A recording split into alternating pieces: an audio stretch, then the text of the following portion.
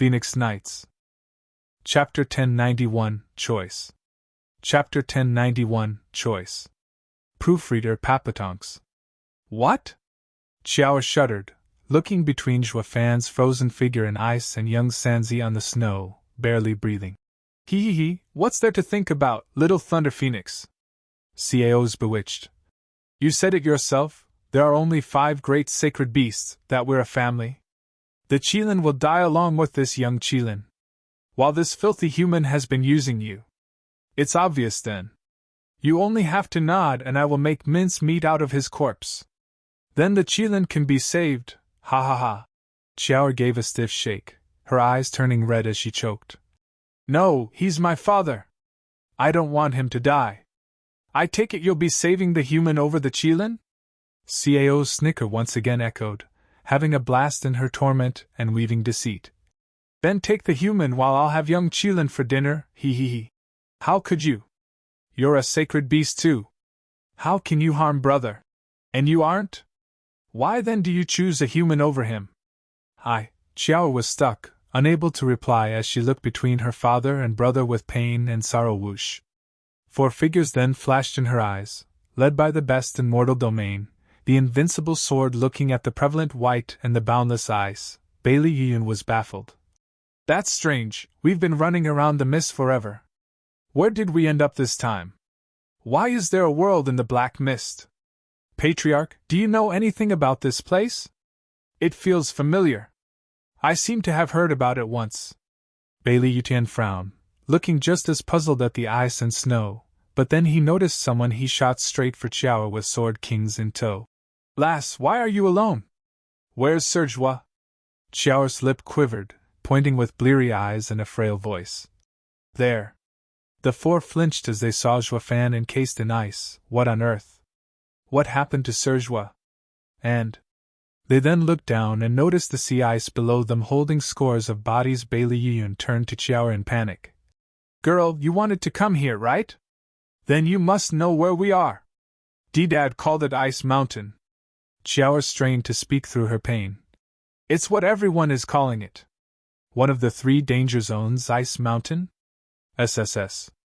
Bailey Yiyun gasped, his heart stuck in his throat as the news scared the life out of him. Anyone knew that no one came out of the 3 danger zones alive, and now they ran into one. The 3 Sword Kings were now tearing up as well, lamenting their fate. That was why the brash and cocky lass turned so meek and distraught. Anyone would cry in this heaven-forsaken place. The invincible sword found his predicament amusing though. Ha ha ha, I've been roaming around for thousands of years and yet never stumbled upon any danger zone, only now ran into it. Though what makes this place so bad to be called a danger zone? Lass, what's so dangerous about it? Bailey Yiyun got the hint and turned to ask Xiao. In such a bad place, being in the dark as to what might attack them was the biggest danger. Xiao sniffed, pointing at Zhuofan. In other words, that's the danger, so watch it. Bailey Yiyun bobbed his head and asked, how did Serjua turn up like that? From the looks of it, the Ice Mountain made it very easy for one to end up sealed. The problem is how. Xiao was the only one to see it happen to Zhuofan, and so the Sword Kings got over their rivalry and asked, Humph, it's obviously the work of that wretched heaven-sealing CAO. Heaven-sealing CAO, the hell is that? The North Sea Demon. Xiao rolled her eyes with a huff. The 3 exclaimed, the Sea Demon sealed the crafty punk. Bailey Yutian's eyes shone, the thirst for battle reignited. He looked around and shouted, Sea Demon, I've long heard of you and have come for a challenge. Patriarch. The Sword Kings looked tense at Invincible Sword, sweat trickling down their brow. The Sea Demon was famed for its savagery, and challenging it before knowing its strength was ill-advised. Patriarch, you just finished fighting a 9th-level Imperial beast and are exhausted. You'll only be worse for wear if it turns out the Sea Demon is to be at the same level. Best you rest a couple of days, then challenge again for best chances. The strong had a powerful drive to challenge the stronger. The Invincible Sword was called such because he had been through countless deadly fights, but always prevailing. Where was the challenge in fighting a winning battle? The old guy had a nasty temper too, eager to throw himself into the fray against the Sea Demon, regardless of its power. Sea Demon, I'm the strongest in the 5 lands, the invincible sword. Show yourself now, or are you afraid? Ha ha ha, then you should be running back to the sea, not coming to shore. Hi hi hi, yokels are the most ignorant. Cao's creepy voice crackled. I'd have turned all you humans to pieces if it weren't for that heaven-sealing barrier. Now someone comes to run their mouths? You have a death wish. Bailey Yutian's eyes shone, resolved to fight no matter what. Anyone can talk, but hardly anyone can put their money where their mouth is and fight me. Stop hiding like a coward and yap along. That's the way of the weak. You call yourself strong? Hi hi hi. Heaven-sealing Cao laughed louder. Foolish human, if you're strong, the crickets and bugs ought to kill themselves in shame, ha ha ha. Bailey Yutian turned cold, brandishing the sundering sword as he shouted. Sea Demon, enough talking. Show your face if you dare, so I can kill you. The sundering sword? The Sea Demon cried. So that's why, you're the sundering sword's successor? Bailey Yutian spoke coldly. I've been using the sundering sword's art for thousands of years, reaching perfection. Scared? Ha ha ha, scared? That swordsmanship can't harm me. The scared one should be Little Thunder Phoenix. The 5 sacred weapons might look intimidating, but they hold no sway in my domain. Human, you shouldn't have brought it along, hi hi hi. Bailey Yutian was perplexed. Hee hee hee, so you don't know. The sword is divine, but your strength is unable to unleash its potential. For the divine swords to restrain us, they need sacred stones. Now you no longer have that chance. What's that supposed to mean? Bailey Yutian shouted rumble. The world shook and the distant mountains of ice and snow crumbled. It was like an omen that a demon was clawing its way out of hell. You'll be staying here, along with the sword, hi hi hi. The rumbling grew more intense, like the world was about to crumble. Even Bailey Yutian began to sweat, his heart seizing outside the domain. Ouyang Lingtian, Murong Lai and Shangguan Feixiong used their divine swords as lanterns to ward off the black mist that prevented them from advancing, each shining in its own light. The 3 had red faces and gnashed their teeth, their bodies stretched taut as they strained themselves. With a sudden boom, the entire mist exploded. The shockwave flung back the trio and shook their insides till they coughed blood. The divine swords fell from their hands and into the mist. Our swords! They cried to no avail. The swords were gone and they were too weak to chase. They were helpless to even stop the shockwave from sending them into buildings until they fainted. Chapter 1092, Welsher. Chapter 1092, Welsher. Proofreader Papatonks. Boom. Everything shook around Bailey Yutian, making him grip the divine sword harder while looking on edge as he scanned all around him for anything suspicious. It had been thousands of years since the last time he felt like a prey, like he entered a hunter's domain. This was exactly what he felt from the Sea Demon, making him both nervous and excited, but most of all thrilled. This is too damn nerve-wracking. While he relished in the challenge, the Sword Kings weren't so quick to agree just how absurd this Sea Demon is to make such a scene. Too much, and that'll mean we're just throwing our lives away. Wiping their sweaty brows, the Sword Kings felt for the first time like they were in the eyes of a hunter, making their blood run cold. This is too damn dangerous. Xiao had a deep frown, still overwhelmed by Cao's choice to the point she blocked off what happened around her. Boom. The intense rumbling only got Bailey Yutian to be more tense, with one more explosion that wrecked the skies, followed by a deluge of snow and ice on top of them. Bailey Yutian's heart jumped and rushed to dodge one particular hunk of ice while using the sundering sword to fend off the snowstorm. The Sword Kings and the invincible sword alike stood in absent shock to find the devastating sundering sword unable to break the hail of ice, only making it rebound off the blade. At best, the ice got split only when meeting the sundering sword's edge. This can't be happening. Bailey Yutian gasped, while the Sword Kings looked on in disbelief. The ice contained the Sea Demon's sealing power, yet among them 4, only the divine sword had the strength to crack it open. They had trouble handling so little of the Sea Demon's power, but what about when he came at them at full strength? The invincible sword felt they not only stirred the hornet nest, but all nests. The danger zones were known for a very good reason. This fight may very well be my last, Ha ha ha. Bailey Yutian shook his head, his eyes shining with the will to die. They were blinded by what was before them, despairing just by seeing the sea demon's casual show of force rumble. Another rumble pierced their ears just then.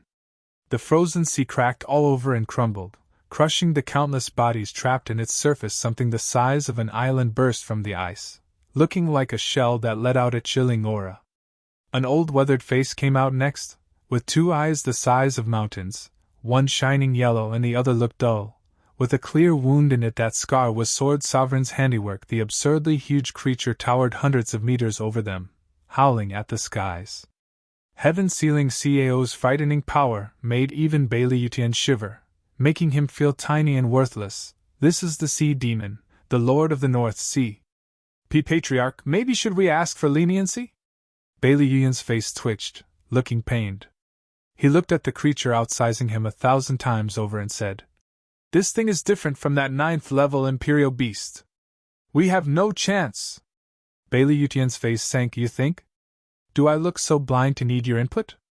Tilting his head way up until it became uncomfortable, to fully appreciate this huge CAO in all its glory, he gulped as a chill crawled up his spine. The invincible sword, the best in the lands, had never thought possible the day would come that just a mere aura would send fear in his bones. Bailey Yutian glanced at Xuefan's block of ice, now believing the kid's words. "Sir Xue, you're right.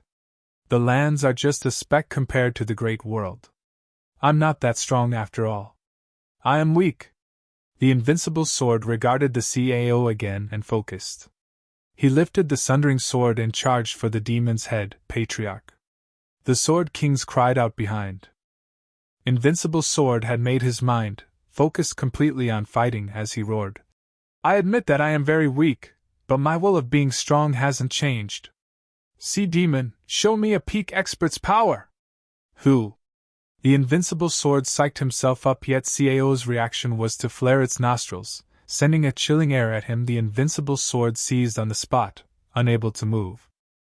With a thump, a clear block of ice slammed the ground, containing the invincible sword with the Sundering Sword in his most heroic pose.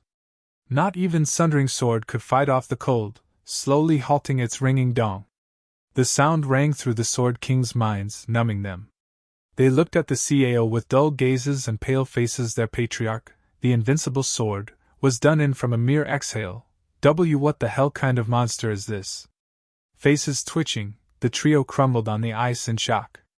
Despair had their hearts in a tight grip, even hoping the CAO saw them as nothing but extras and let them go out of the kindness of his heart. CAO, however, hated humans with a passion, and that wouldn't change any time soon. Hi, that's what humans are." Showing a condescending smile, CAO shook its large head and cackled. "Picking on weak and fearing the strong, a race without honor. Where had their earlier fire gone to? Look at them, nothing but whiny dogs looking for clemency. Disgusting." CAO's voice released a wave of cold. The Sword Kings turned to flee, but the cold swept them in an instant, leaving behind 3 more sculptures. 5 more vivid ice sculptures had now joined the endless others and, unfortunately, might have the same sordid end as well. In pieces. Xiao's heart was wrecked with anxiety. CAO chuckled. "Little Thunder Phoenix, now do you see humanity's ignorance? Now choose, will it be your human father, or your Qilin brother?" CAO dove back into the sea, enjoying himself as he pointed out the Xuefan sculpture. An unconscious Gu Santong. Xiao looked left and right, unable to make a decision. "Father would have definitely saved brother, because that's why we came here in the first place. But my brother wouldn't want father to be in danger. How is this a choice?" He, you're overthinking it." CAO snickered. "Humans forget kindness and are adept in betrayal. This man admitted to using you too. What's so hard about casting him out? You're only tools to him. Why would he care for some tools? Sacrificing yourself for him is not worth it." Xiao sank in a long silence, but then she nodded. "I've made up my mind. I want to save brother." Ha, good choice. Humans can't be trusted and should be abandoned." "No!" CAO laughed, but Xiao cut him off with conviction. "Not abandoned, but chosen. I know father would choose brother, so I won't disappoint him. The cackle stopped, with the CAO giving her the cold eye. You're saying you're choosing the human? Xiao flicked her hand. I've made my choice, so save brother. This is what my father and I both agree on. Father's spirit would be gratified. Just how father saw mother losing her mind over him, he would be torn with guilt knowing he lived while brother died, a fate worse than death. Bull! Those vile and dishonorable humans can't feel guilt! CAO roared, with Xiao pointing at his nose and shouting back. I made my choice. Are you going to do it or not? Are you a Welsher? So humans are bad like you say, but aren't you the disgrace of sacred beasts for not keeping your promise? CAO squinted and cracked a smile, revealing a deep chill. Using humans as reverse psychology. Good one, little Thunder Phoenix. Having come to this, if I don't agree, what will change? CAO mocked and opened its maw to bite on the ice just that where he bit. Young Sanzi lay. CAO ate young Sanzi in one gulp. Xiao was too stunned to react. Chapter 1093, A Father's Rage. Chapter 1093, A Father's Rage. Proofreader Papatonks. Xiao's eyes went wide as saucers and turned red from the tears. She pointed a trembling hand at the devious and smug CAO, her lip quivering. Why you lied? You ate my brother! Give him back now! Hi, girl, no one can tell me what to do, ha ha ha! With a prideful laughter, heaven-sealing CAO gave the little girl a patronizing look, relishing her desolate and crushed expression. Xiao's face twitched, the pain in her heart growing. Father and daughter braved many dangers to come save young Sanzi. But they just arrived here and her father sacrificed himself, sealed in ice. While CAO toyed with her emotions, giving her an impossible choice when she did come to a decision at long last, she found out it was nothing more than a ruse, the bastard not planning to keep his word. She and her father were his entertainment. Xiao's eyes were bloodshot, roaring.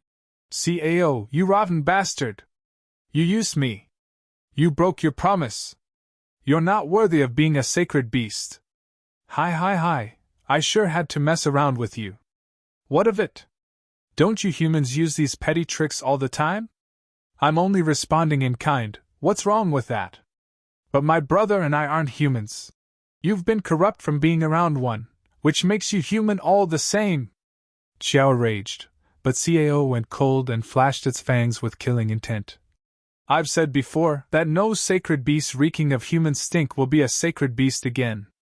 You, the Qilin, and that human father you all attached to are nothing but humans. As long as I'm around, no human will ever leave my presence alive, you included. Who? CAO breathed out a wave of frigid mist, turning into a tornado as it shot for Xiao. Xiao was unable to move from shock. She had no chance as she was against the heaven-sealing CAO, since she hadn't matured. The three of them would find their end on this very day. Ice spread over her body, creaking as it formed. Xiao stared into space, her eyes filled with tears of despair. Forgive me, Father, I failed. I couldn't save my brother. You and I are helpless as well, with me about to join you. Father, brother, see you again below. Xiao closed her eyes, having given up all hope, and sank in despair. All that remained of her defiance were those hot tears, evidence of the indignity she suffered. CAO mocked as she turned to ice. Hi, I told you, little Thunder Phoenix, I never planned on helping either one of you. All I did was use you for the best entertainment. Sorry, but it seems I've given you false hope, ha ha ha. I just love to see my prey squirm, the thrill of seeing that hope broken, the horror, is to die for, hi. Xiao cried out in powerless defiance, feeling victimized. She hated CAO and his guile. He never planned on letting them live, yet he imposed on her an impossible choice. He made her see her father and brother as they would die. And when she did finally decide, she came to realize that it didn't matter. She felt utterly powerless. It was better if all three of them had been sent to the hereafter from the start. At least they would go together. Now she had went through all that torture for nothing. Xiao cried out her pain, only feeding CAO's twisted hobby.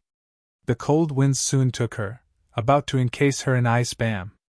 A black sword with black flames then shot from the ice and shielded her. The frigid winds struck the sword instead of Chiao, letting out loud hissing of steam instead of freezing over. The tornado was now turned into steam that spread everywhere, enveloping Chiao as well. Cao's mad laughter came to an abrupt stop, its eyes shaking as he gave an odd look at the sudden steam. The mist soon cleared and Chiao was safe and sound, with a black longsword covered in black flames hovering in front. It gave off an aura that struck fear even in the heaven-sealing Cao. Where did the sword come from? Who did that? Heaven-sealing Cao flinched, turning grave. Chiao looked at the familiar blade and hope rekindled in her eyes, muttering, Father! SSS. The hissing drew their attention to a block of ice, now sporting webbing cracks with black flames seeping out of them, only to explode at the very end. Someone walked through the ice pieces and stood next to Chiao. He reached out to take the sword and grin. Chiao, forgive me for putting you through that. Leave the rest to me. Father! Chiao cheered. You're all right? Not possible. I sealed you. I did. How did you break out? Heaven-sealing Cao gaped in shock, its claws slamming the icy sea, sending violent winds in all directions. Zhuofan had been sealed, yet now was standing like nothing happened. He grinned, but his eyes were cold as ice. Senior Cao, I've been nothing but courteous ever since I came to Ice Mountain. You wanted to kill humans and ice me. You wanted Chiao to choose and she did? But even after a little girl did all you ask, you just go back on your deal just to toy with her innocent heart? That's where I draw the line. How are you any different with your slyness? If you'd have been sealed, you'd never know what happened after. Cao glared at Zhuofan and roared. Zhuofan smiled. I have the Thunderflame's protection. It's impossible to seal me. But that's besides the point. What matters is that you've been nothing but a disappointment, Senior. You have made Chiao cry. And? Nothing, just. Zhuofan's eyes flashed with bloodthirst. He flicked the sword, pointing it at the huge head. You stirred a father's rage. You toyed with my daughter and took my son. I'll have you pay for that. Heaven-sealing Cao eyed him, then cracked up in disdain. Ha ha ha, you make me pay? Getting out of my seal changes nothing. I hardly need to lift a finger to squash bugs like you. You can't do anything to me. I'm not trying to, only letting you know that toying with your adversary must come while aware of the situation. Some people should never be fooled, Senior Cao. Zhuofan's eyes shone as he shouted, charging for the heaven-sealing Cao, like the invincible sword did before. This time, though, it was Zhuofan who challenged the greatest sacred beast. Chiao cried, Father, be careful! Zhuofan's eyes were grave. Humph, screw careful! You're nothing but an arrogant bug. You can only be careful against a worthy match. You, human punk, have nothing on me. Who? Cao breathed out another wave of cold towards Zhuofan, the wind swirling into twisters. It was more than enough to freeze him into an icicle. Once more Chiao watched with her heart in her throat, worried sick for Zhuofan. Boom! Zhuofan had no intent to even dodge, slamming into the twister with a bang and letting the cold seep in his bones. That's that. Cao smirked in disdain, then felt the need to gloat over Chiao as well. He didn't get the chance as a figure dashed through the twisters enveloped in writhing black flames. Chapter 1094, You Lose. Chapter 1094, You Lose. Proofreader Papatonks. How? Heaven-sealing Cao was overwhelmed at the sudden development. His sealing never failed him ever and always struck true. This was the might of the apocalyptic thunder flame, a power beyond the 5 great sacred beasts. His seals had no effect at all, not to say that Cao was powerless against Zhuofan, who had a far weaker cultivation. Zhuofan had quality, while Cao had quantity, lots of it. Cao needed to just ramp up the power output, and not get taken in by Zhuofan's words, then he would seal him no problem. Zhuofan knew this as well, his eyes shining as he sped up to fly faster. For Cao's head, the only chance at winning against a peak power like the Cao was to capitalize on his disdain and slight. He had to strike in the smallest window to give a deadly blow to the enemy and offer some hope at victory. As for any other situations, He was doomed, dead, finished. Xuefan squinted, touching his thunder ring, going even faster and crossing half the CAO's bulk. The beast smirked half a second later. He, amusing. That's an interesting black flame you got there. It can even overcome my seal. I wonder, just how much of it does your puny human body contain? Will it burn all of my seal's power, Who? Heaven-sealing CAO breathed out at Xuefan once more. A sea of cold air came like a flood, as if the heavens fell on top of Xuefan's head. The attack was tens of miles thick and 100 wide.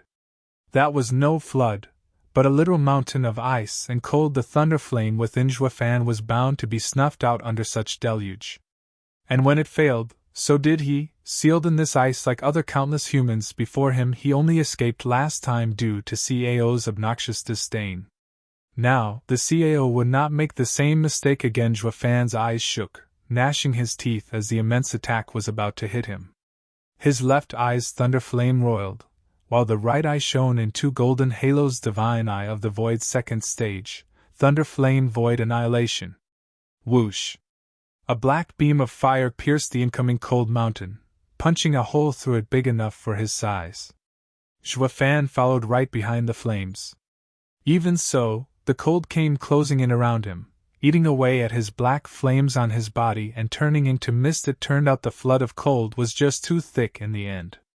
The thunder flame gave signs of dying now and then, but Xuefan used his eye to get it burning again. He did it despite the strain it put on him, making his eye bleed. For the second the thunder flame halted was the moment it was all over for him. There was no room for error on the edge of the knife. Xiao was anxious, unable to provide any bit of help to her father. CAO rose an eyebrow, looking piqued. Why is his skill so familiar? Where have I seen it? Bam! The beam of black flames punched through the thick deluge of cold. Xuefan flew right out, covered in sweat and huffing. His left eye was bleeding hard, erased as it met the black flames. Xuefan still charged ahead recklessly. Without regard for his safety, he was at chest level of CAO, and next would be his target, the head. That would be when he had the advantage to grasp victory. Xuefan stepped forward while ignoring his exhaustion. Xiao eased a heavy breath, now knowing her father had come through. Right, Heavenly Sovereign. It's Heavenly Sovereign's Divine Eye of the Void. A howl of fury wrecked the world as CAO's bloodlust spiked. Why, you're with the Heavenly Sovereign. I'm going to crush you to a pulp. CAO slammed with its huge claw, making it look comical compared to the bug-sized Xuefan. With rage burning in his bloodshot eyes, it roared. Heavenly Sovereign trapped me in here all my life. I'll never forget this debt for as long as I live. For being Heavenly Sovereign's inheritor, you shall die all the same. I'll ground your bones to dust and throw it all away. Who? The huge claw whistled through the air, its pressure stealing Xuefan's breath away. He then felt his sternum snap and had to spurt blood from the damage. Shocked, Xuefan turned grave. Just his pressure made me suffer already. That means the moment the attack lands, there'll be nothing left of me. Sweating buckets, Xuefan was at an impasse. Xiao paced in worry, powerless to help. She could only watch and pray for him. Xuefan was now near the neck, just 1,000 meters to go. Xuefan's right eye shone with one golden halo whoosh. CAO's claw slammed down, hitting nothing. Xuefan had jumped on top of CAO's head with an evil grin. Divine Eye of the Void's first stage shift? CAO cried out. It had let anger get to him and Xuefan's actions slipped unnoticed. But then his intact eye squinted and yellow shone from it. Humph, rotten punk, don't think for a second that popping around the place will stop me. Your skill is crude at best compared to Heavenly Sovereign's. Void Seal! Ripples flew in all directions, giving Xuefan the impression there were walls all around him. Now there was no way of escaping through shift, not that he cared, having reached his target. He smirked in glee, his hand touching the thunder ring. CAO was clueless to his intent, merely laughing at the fact the rat was trapped, laughter laced with sorrow. Ha ha ha, let's see you run now. There's nothing you can do. You can't harm a hair on me. Conceited little shit, just because you got a taste of Heavenly Sovereign's inheritance you think you can blow your horn in my face? The only reason you survived so far is because I never saw you worthy of my attention. Now that you're with Heavenly Sovereign, you'll feel all my wrath. Heavenly Sovereign, you son of a she-dog, I can't take it out on you, so I'll crush your successor to soothe my hatred. Cao cursed and shouted, snapping his head around and opening his maw to bite at the space-locked Xuefan. Rotten punk, I'll make mincemeat out of you, and there's nothing your master, Heavenly Sovereign, can do about it, ha ha ha. Cao, hold on. My father has nothing to do with Heavenly Sovereign. You're wrong about him. Xiao cried out, but Cao was past listening, his eyes red with sweet retribution. He wanted the kid eaten to quell the hatred festering within. So what if he got it all wrong? The target was human, wasn't he? All humans deserve death in his book. Father! Xiao's worry for Xuefan only mounted. Seeing he wasn't listening, Xuefan ignored everything, only focused on the ring shining on his hand. As the abyss that was Cao's maw closed in, his grin only grew eviler. Heaven sealing Cao, your loss today is all because of your conceit. What? Cao reacted out of reflex, still going in for a bite. Xuefan had a strange spark in his eyes, his snicker growing to his ears. I'm saying thank you for giving me this chance. You lose! Whoosh! Xuefan flicked his hand and a miniature sun appeared, scorching and terrifying. Chapter 1095, World of the Strong. Chapter 1095, World of the Strong. Proofreader Papatonks. That's. The huge eye squinted and heaven-sealing Cao gasped as he shouted. Old Dragon's full-powered dragon breath pill? Why would he give it to you, Heavenly Sovereign's successor? Ha ha ha, he'd never trust me if I really was Heavenly Sovereign's successor. But there's a difference between being a successor and learning his ultimate skill. I agreed to help him, and he shields me. Like you said, they're all after something and not noble like you. As for now, Xuefan's eyes shone cruelly, ready to throw the dragon breath pill. Cao was shaken up, scrambling to flee. He rushed to close his mouth and stammered. Now hold on, let's talk about this. Don't. Talking only works among equals. But you, sir, are too strong. Xuefan didn't fall for his stalling so he could escape, so Xuefan threw the fireball without qualms, shouting coldly. Here's my gift, Senior Cao, for looking after my children. Also, Senior Dragon Ancestor sent his regards. May you eat well and stay healthy, ha ha ha. The dragon breath pill crushed any barrier in place as it swirled straight into Cao's gaping abyss. Boom! Everything was dyed orange as the flames unleashed. A sea of flames. Dragon Ancestor's full-powered dragon breath pill went off in Cao's mouth, and the raging torrents of heat and fire shot in every direction. The terrible flames melted all ice in an instant, turning the sea into steam before it as well was erased in the scorching heat. Cao's fangs broke off then and there, ruined. The fire made its way deeper and into his body, every nook and cranny, engulfing his organs in boiling lava. Only when all his being was saturated with fire did it leak out, sending plumes of blood high in the sky and a mist of red. His body was now in dire straits as tons of blood spewed out of his mouth.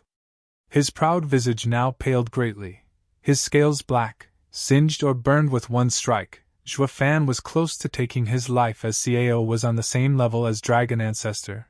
Taking such a blow had serious consequences. Only this time, it was even worse. The only way Dragon Ancestor could reduce Cao to such a state was by risking his own life in battle. It all came down to how cautious they were of each other. When fighting, they always kept their senses sharp, while Xuefan was fairly easy to look down on, being a puny human and all, working in his favor. He used his own weakness to his advantage, making the other show the perfect target to strike by opening his pie hole. This was something no being in the world, and in their right mind, would make such a monumental mistake. The innards would always be weaker than a thick skin. If left with no choice, taking Dragon Ancestor's full-blown attack on his body was much better. At least it would leave a bruise or a cut. As for taking it out with his mushy insides, that was positively life-threatening. Then again, who could blame Cao if in his shoes? Xuefan was just too weak to even tickle his stomach if he detonated inside. Who'd ever saw it coming that he'd deliver dragon ancestors' attack instead of himself into the maw of the beast? It was no different than dragon ancestor breathing fire down his gullet in a duel of peers. Why would one expose their weakness? To die? Zhuofan hit him more than good this time, practically destroying him, since that was the plan all along. Using dragon breath pill from the start would hardly make Cao even twitch, only making him angry instead. The best course was to be a patient hunter for the right moment to strike, as he did. His plan involved using 2 dragon breath pill, one on the face to pry the jaws open and the second down the hatch. It was like a boon from heaven itself how the guy simply offered himself from the start. That was why Zhuofan even drove the nail in by saying he lost, since he exposed his weakness. And now Cao was paying the full price for it. Heaven sealing. Cao roared in pain, tearing up even. He swore on his life that such disgraceful defeat had never happened to him in his long, long life. He never suffered so much ever.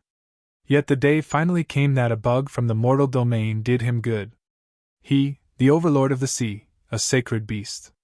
He was enraged, he lost all his honor, and howled with bloodlust. "You little shitty bastard!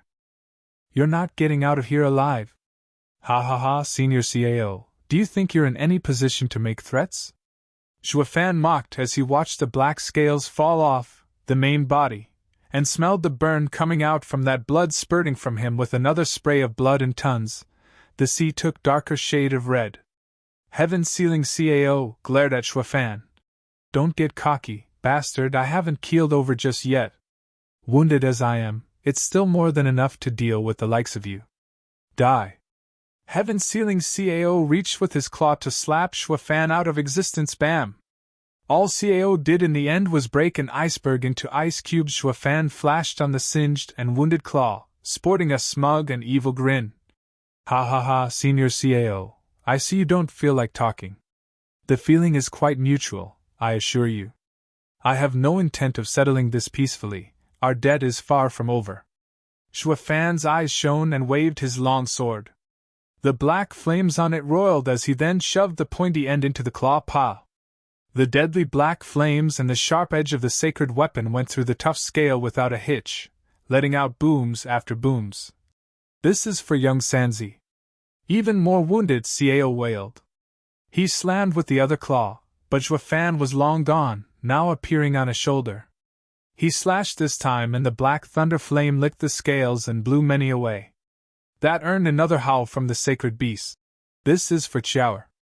Pitiless, Zhuofan lashed out all over the huge body and leaving gaping bloody wounds in his wake. Zhuofan was not about to let this bastard toy with his own daughter and had her suffer in vain.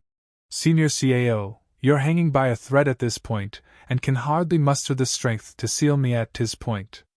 Your huge body now became a burden. Now I ask you what you asked me, what can you do to me?" "Ha ha ha." Zhuofan cackled, buzzing around the huge Cao like an annoying flea, slashing and poking at every chance. Cao was powerless to swat him. Reduced to roaring and crying in pain, he was a proud sacred beast, among the best in the sacred domain. Even the sovereigns were weary of him.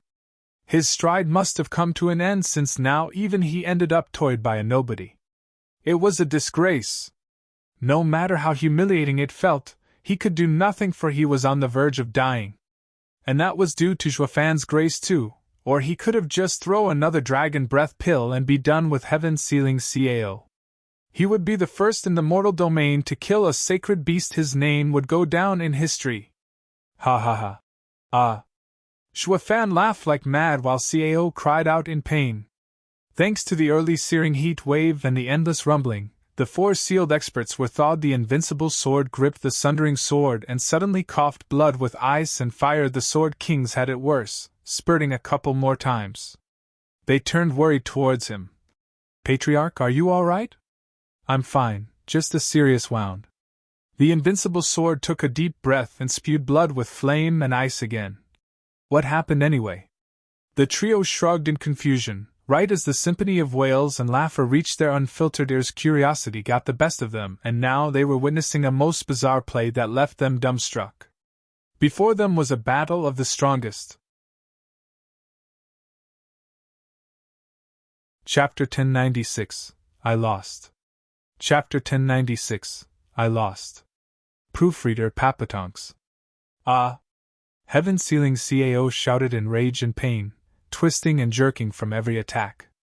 He flayed his tower-sized claws around in a futile attempt at ending his torment and squashing the bite-sized interloper. But the meal just wouldn't stay put, having also learned to bite back and hard at every chance it got. The end result was mounting wounds, tons of blood loss and excruciating pain, for the overlord of the siege Wafan cackled all the while, his eyes savage and sadistic each time his blade sunk into CAO's flesh. Ha ha ha! The invincible sword and the Sword Kings blinked constantly, trying to get some sense of this absurd development. Bailey Yuyun's face twitched as he strained to ask, What's he doing? Is it me, or is he torturing the monster? It's all real. I never once took the kid to pull something like this. The invincible sword was just as dumbstruck, looking dazed. What happened to me? Patriarch, the monster blew its nose and encased you in ice. And then, what happened after? We got frozen too and don't know. Bailey Yufeng looked on stiffly as he gave automatic and flat replies. He forgot all about decorum while Bailey Yutian lost his customary pride, reduced to giving an unconscious nod and forgetting about chiding the junior's lack of respect. That's what this so-called fight did to all of them. CAO's humongous body that was riddled with wounds entered his vision. He felt he was still in a dream. I couldn't even touch this monster, and now someone is toying with him? How did the kid do it? Bailey Yutian's brow shook and sighed along with his Sword Kings. Regardless of how, the strength must be absurd. The kid was being honest when he said he could wipe out the 5 Sword Kings back then. In the case of him having the same powerful tool, he wouldn't admit it either. This was a true trump card.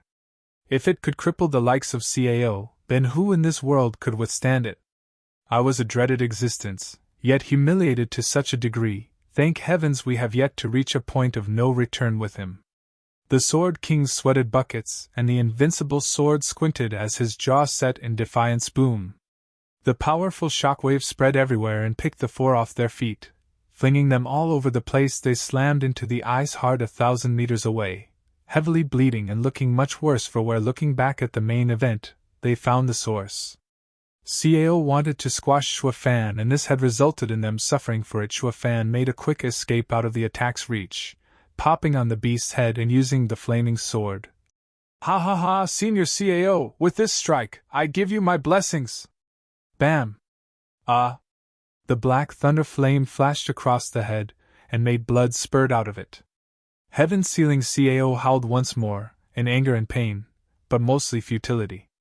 A sacred beast like him couldn't do anything against some lousy brat. He waved his claws again, trying everything to slap Shuafan out of the air, but all he got was laughter for his efforts as the bug used these chances to dodge and slash twice more. CAO unleashed twisters with every wave, shaking the world around him, but what gave the greatest horror was the constant cackle of Shuafan from within the winds. Like a devil from hell, he clawed his way out to toy with his prey while flaying it alive. The Sword Kings gulped hard, their hearts running wild as they made sure to dodge an errant ice block blown their way while keeping their eyes on Shuafan. What was most prevalent was the terror in their eyes. Why didn't anyone tell us this kid is a freak of nature? The monster is like a child compared to his sadistic streaks. Is he the devil? Patriarch, we'd better run before we get caught up in that kid and see demons battle. Looking behind, he saw the thick black fog filled with holes from the searing heat wave. Bailey Yuyun perked up and urged Bailey Yutian. Bailey Yutian cursed. Humph, are you in that much of a rush to flee for your life, you weakling? In all my long years roaming the world, I've not once feared another's fight. You're right, Patriarch. No man in the 5 lands can stop Patriarch, but these 2 are anything but humans. Better to be safe than sorry, sir. Bailey Yuyun was hopeful as he shook all over while pleading. He knew Patriarch was not one to listen, but this was not the time to throw a hissy fit. They were all sporting deep wounds and they might very well meet their end from CAO's stray attack. Patriarch, let's just go, please. Bailey Yuyun was sweating all over. Bailey Yutian turned from him to the battle between man and beast and sighed. We're leaving! Great, Patriarch! The trio cheered. Ding! Bailey Yutian paused, looking at his hand to find the purple sundering sword shaking while pointing at the CAO with hunger. Invincible swords had a pained gaze. Sundering sword, you want to fight, don't you? Ding! Sundering sword gave a jerk in response. I'm afraid we can't. That fight isn't one we can meddle in. That is the world of the strong, a world I have yet to even enter. Bailey Yutian sighed, sapped of strength while tightening his grip on the sword. The moment I held you in my hand, I vowed to the heavens to take you to the summit. You made the right choice accepting me. Over the following millennia, I never stepped back against any that faced me. I'm sorry, but now I understand that I've yet to take you to the peak. I am truly weak. But rest assured, my promise hasn't changed. The day will come when I will take you into such a peak fight. For now, we must withdraw as we don't qualify to join it. Ding! The sword was restless still, though it soon quietened. It had now forgotten its mission of killing the sacred beasts. Even with one before it, wounded as it was, the sundering sword still gave up. It had long since become one with this human expert. The invincible sword's wish was the sword's. It wanted to challenge a sacred beast while being held and not go take one down by itself. The invincible sword smiled. Thank you. He flew out of the mist, with the sword kings behind him. But not before he gave Zhuofan one last look, shouting, Zhuofan, don't you die on me! I will one day rise to the top, and for that I need that ticket in Devil Mountain. Bailey Yutian then vanished in the fog. Zhuofan shook and smirked. He shifted out of another claw and popped next to Chiao. Stop, I lost! Cao, in the middle of his craze, jerked to a stop. He turned a confused eye on Zhuofan. What's with him? Why give up? I might be strong and look tough, but he has dominated the fight all this time. Why then? Chapter 1097, Gentle. Chapter 1097, Gentle. Proofreader Papatonks. The humongous creature plunged into the sea, sending a tsunami in every direction. Heaven-sealing Cao gave Zhuofan a dark look of confusion. What's that supposed to mean? Nothing besides losing. I now await my sentence. Ding! He let vaulting sword slip and stick into the ground while he sat down. Chiao cried. Father! Cao was perplexed. What's the damn kid's angle this time? Zhuofan had a genial smile on his face. Gone was the mad and sadistic expression, now looking like a real gentleman that wouldn't hurt a fly, preaching love and peace. A disturbing silence ensued.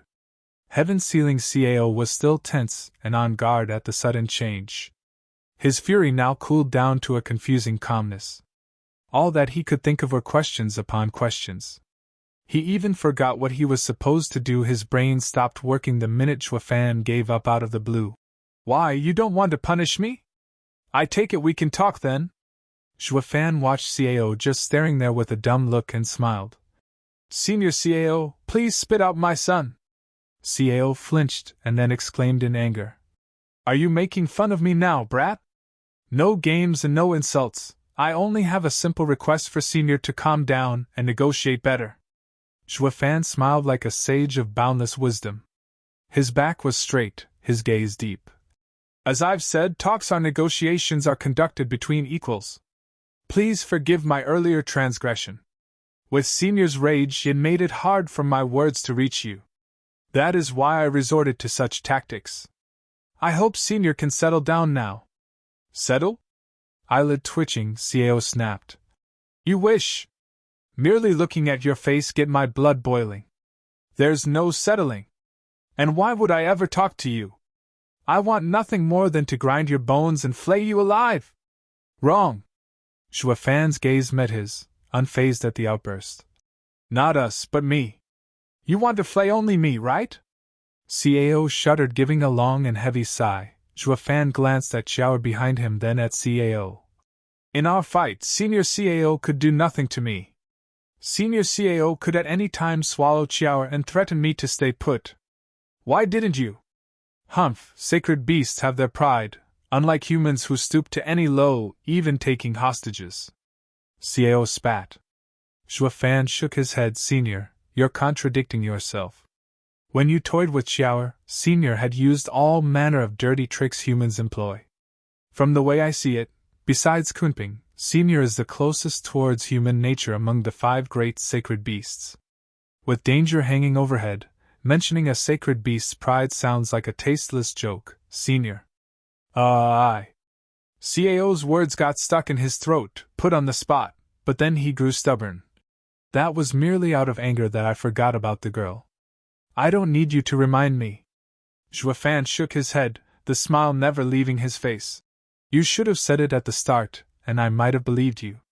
However, aren't you contradicting yourself with what you said before? Ha ha ha, Senior, you never considered Xiao a hostage or intended on killing her, did you? Cao winced. The 5 great sacred beasts are unique in this world. Zhuofan took a deep breath as he gazed above. As soul beings, no matter how much bad blood is between you, would you still be so quick to cut each other down? The very top is a place of endless solitude, even more when everyone around you dies out. Cao was grave. Zhuofan continued. Senior does indeed hate humans to the bone, willing to even take it out on the sacred beasts that humanity corrupted. That bloodlust directed at Xiao did not lie. That's why I believe Senior truly wanted Xiao and young Sanzi dead. But humanized sacred beasts are nothing more than misled children. Regardless how furious, how outraged Senior was, were you still willing to end them? As such, I've always been watching you from the start, Senior, to see if the madness was real or not and whether you'd be willing to kill young sacred beasts. I'm glad to say Senior has not crossed that line. That can only mean young Sanzi is safe. So I asked Senior to heal him. Zhuofan gave a full bow of respect. Damn you, human, are you tricking me, is that it? Heaven-sealing Cao set his jaw, his huge eyes turning bloodshot as he raved. Over many years, I've seen more people than I could count and know the darkness that lies in a human's nature, but you are the most sinister and cunning of all. I knew it the moment you used Old Dragon's attack. Now you're breaking my principles, twisting my beliefs so you can get your young Qilin back as good as new. No, I will not listen to you. Come fight me if you dare, but I will never do what a human asks even if it kills me. Xiao's face fell, looking worried at Zhuofan. He shook his head. Don't say that, Senior. I said it's my loss already. You call that a loss? Look what you did to me, and you're holding all the cards.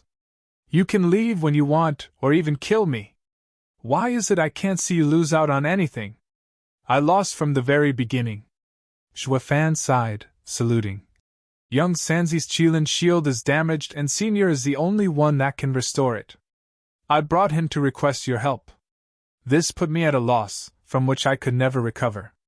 The only thing left for me to do was not to suffer a total defeat, losing even that with which I came. Nothing I could do will ever change Senior's refusal to help. That is why I ask Senior to lend a hand for the sake of the 5 sacred beasts. Heaven-sealing Cao gave him a long look then snickered. Hi. After all that yapping we've finally reached the real issue. Let me tell you. Senior. Zhuofan's shout cut him off, his gaze steeled in determination. Senior won't heal Qilin all because of me. Let me bear all of Senior's loathing towards humanity. As long as Senior agrees to save him, Senior can take a life for a life. Father! Xiao cried. Heaven-sealing Cao shook, his eyes having a strange glint. Senior might deny all you want, but know that you can't do anything to me unless I let you. Qilin and Xiao are both your juniors and can't do anything to stop you. I am the one who earned your ire, your bitter enemy. If you want to take it out on someone, would you feel better killing me or them?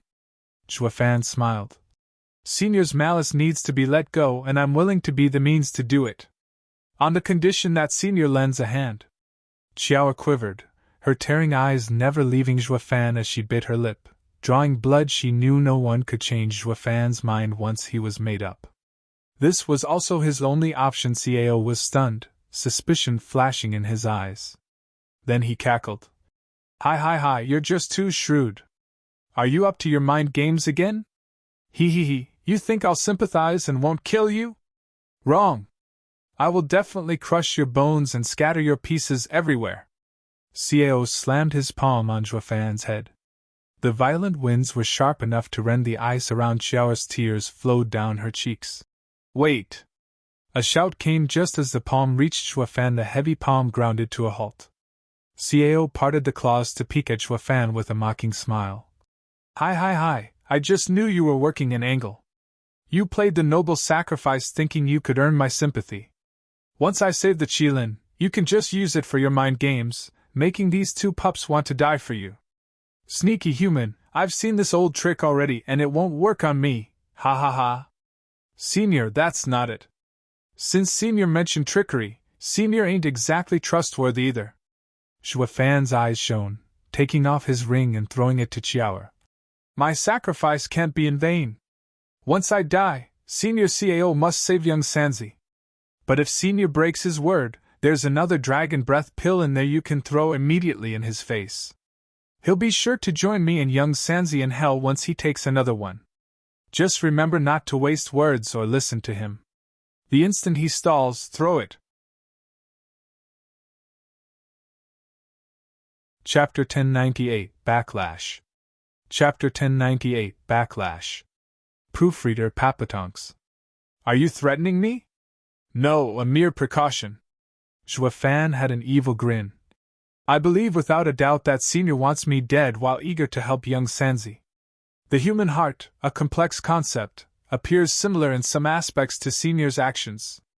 As such, I am unable to confirm whether Senior would keep his word or not, contradicting himself once more. While I'm most sure that people won't readily give up their lives out of stubbornness. We all know that the true winner is the one living. You kill me then die yourself from a tantrum? What's the point? Ha ha ha. Cao stared hard, his eyes flashing with bloodthirst. Fine, now can I get on with it? Are you that willing to give your life for the young Qilin? He's my son. There's nothing I wouldn't do. Xuefan showed a bright smile. Cao's brow shook and the claw resumed its savage descent. Great, now die, human! Whoosh. The thick bloodlust bore heavy on Xuefan's shoulder. Father! Qiao cried out, holding the thunder ring tight. Her body was shaking all over and her heart was ready to break. Her father was about to die for young Sanzi's sake. Xuefan sat with his back straight at the coming winds, his eyes crystal clear. The palm halted at the very end for some reason. Cao shifted it back and looked coldly at the unfazed Xuefan. Kid, there's no chance of winning this fight. You won. Bam! Cao slammed the claw into the water, sending a huge wave all around. Xuefan smirked. Thanks, Father. Qiao was stunned. Sure, she was thrilled Xuefan hadn't been splattered all over the place, but a large part of her was plagued by confusion and doubts. Cao lowered his eyes and said, Little Thunder Phoenix, I knew from the beginning this human was sly, but you two children meant the world to him. Under my taunts, any other cunning man would fake sincerity and gain my sympathy. He acted like he was after something to provoke me into being savage and cast all my hatred on him while leaving you and the young Qilin out of it. You're wrong there. I really was after something. That never changed. Xuefan threw his 2 cents. Cao shook his head. It takes a lot of nerve to admit it to my face. The fact that you were willing to take all my hatred for the children made you grow in my eyes. Xuefan nodded. I never imagined you'd then come out of my seal and reduce me to such a state.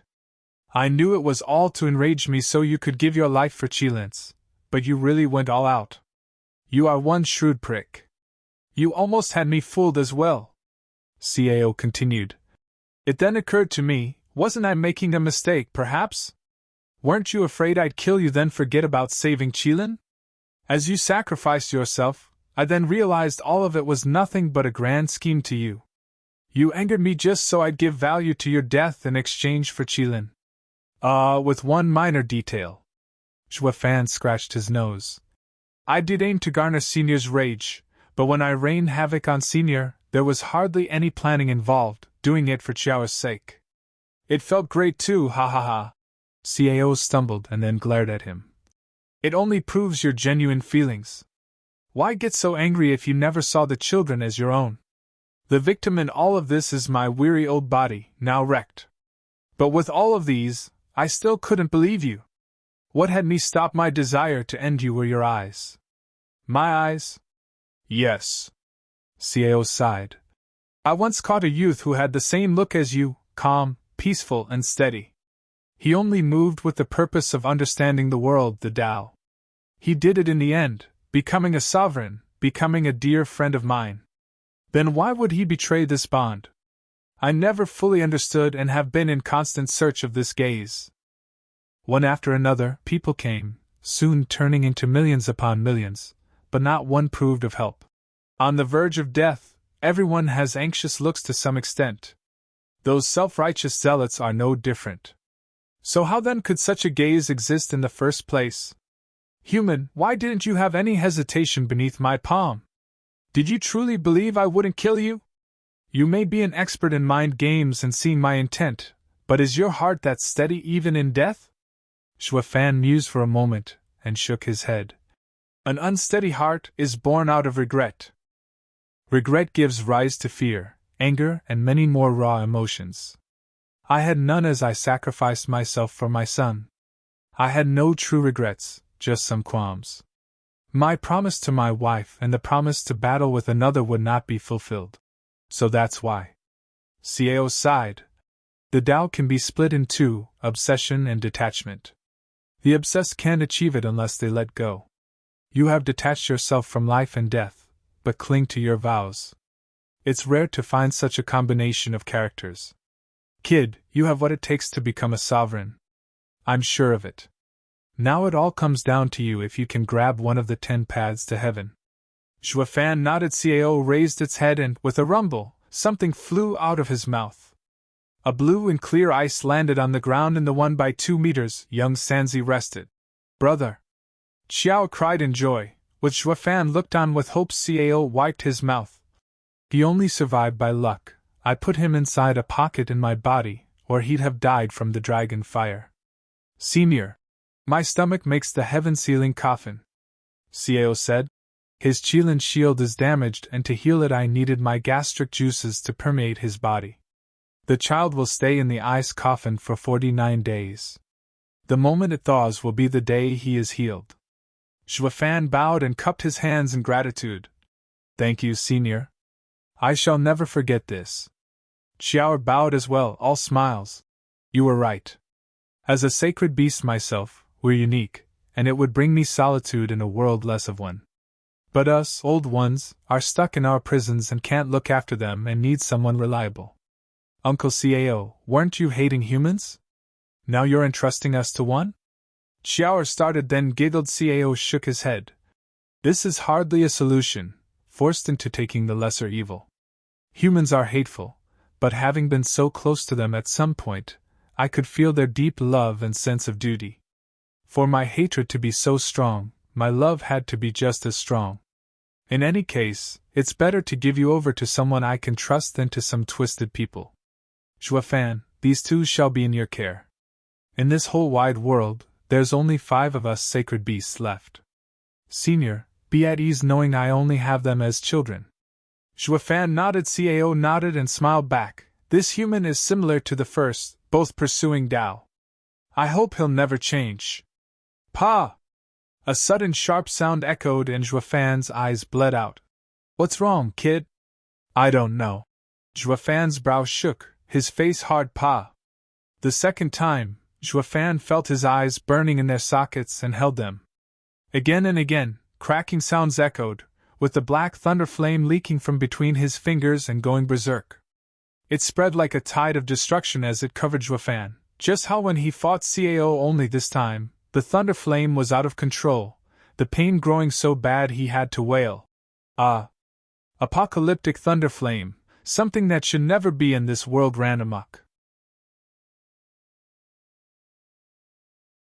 Chapter 1099, Hearts Connected. Chapter 1099, Hearts Connected. Proofreader Papatonks. Who?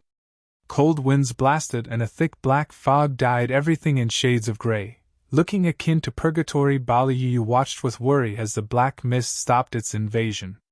Behind her was Shui Rohua helping Chu Qingqing. She looked behind her, at the open teleportation array, and worried as well. What's taking them so long? Did something happen? Russell. The grass moved and Wu Qingqiu with Ouyang Chongqing and the rest dragged their feet over to their salvation. But seeing the girls, they started. You should have been long gone by now. Why are you still here? The guy's slow wife refused to go, so we decided to wait for you. I would simply force her through if worst comes to worst. Baliyu rolled her eyes and pointed at Chu Qingqing behind her. And where is he anyway? Is he all right? Ouyang Chongqing knew who she mentioned and sighed in exhaustion. He went after the sea demon. It's going to take a while before he arrives. We'd better leave first. The sea demon? Haven't you noticed the creeping black fog? Ouyang Chongqing nodded and asked. Big sister, you should have seen how good Big Brother Zhua is. He beat up 3 sword kings and after challenging Invincible Sword, dashed straight in to face the sea demon. Invincible Sword must have followed after Big Brother for a fight as well without delay, all plunging straight into the black fog. You're telling me Patriarch is after Zhuafan? Baliyu gasped in fright. Is he going to survive with Patriarch on his heels? Ouyang Chongqing smirked. Big sister, take it easy. Dad said the sea demon is worse by a mile than Invincible Sword. Since Big Brother went for the sea demon, then what's there to fear some Invincible Sword? I'm sure that with a savage beast before him, Invincible Sword would be sure to turn into a sniveling coward. The only danger to Big Brother can only come from the sea demon. It would make Invincible Sword look like an amateur by comparison, he. Ahem, look who you're speaking to. Wu Qingqiu glared and cleared his throat before speaking heavily. Frigid Rain's Sword King, Ouyang Chongqing is crude in his meaning. Brother Zhua is level-headed and would not come all the way to face the sea demon without precaution. If he can handle the sea demon, that means Invincible Sword is of no consequence. Yeah, so lighten up. You're better off worrying about our situation. Dad said once the sea demon's black fog spreads, everyone is done for. They're now trying to stop it. We better take the chance and run, so as not to drag them down. Then leave, coward! Baliyu bore her sharp stare into him. I don't know how dangerous the sea demon is, but I am clear on Patriarch's strength. No, once Patriarch is after him, no begging from my part will spare him. Baliyu shot for the black fog, shouting behind her. Leave! I've escorted you here, so I've fulfilled his request. Now even Big Sis left. With all of us injured, we'll be dead for sure if anything happens. Ouyang Chongqing chuckled and shrugged, staring hard at the open teleportation array. So we're going, right? Right? Wu Qingqiu sighed with a twitching face. Do you have to ask? Staying won't do any of us any good. And made the first move towards leaving, with others close behind. Wait, Senior Brother Wu. Qingqing won't leave! Shui Rohua cried after him. We've been here for a while, but Qingqing refuses to budge. It feels like she won't leave until Zhuafan returns. Wu Qingqiu sighed in understanding. Junior Sister Chu won't be pleased, but staying here will only burden Brother Zhua. We're leaving, even if we must force Junior Sister Chu to come along. Wu Qingqiu and Yilin shared a look and flanked Chu Qingqing. Ouyang Chongqing was most eager, joining them with a bright smile. Sister-in-law, pardon me. It's for your own good. Big Brother Zhua doesn't want you hurting. I know you can't understand me, so sorry. The guys grabbed her shoulders. Akin to divine intervention, Chu Qingqing heard a most familiar wail. She shuddered and the guys were blown away. Ouyang Chongqing even staggered before smacking his rear on the pavement. The sharp pain made him wince and tear up. As sister-in-law, please, we're only trying to help. Why shield yourself with Yuan Qi and hurt us? Don't you know how injured we are? We can't take your.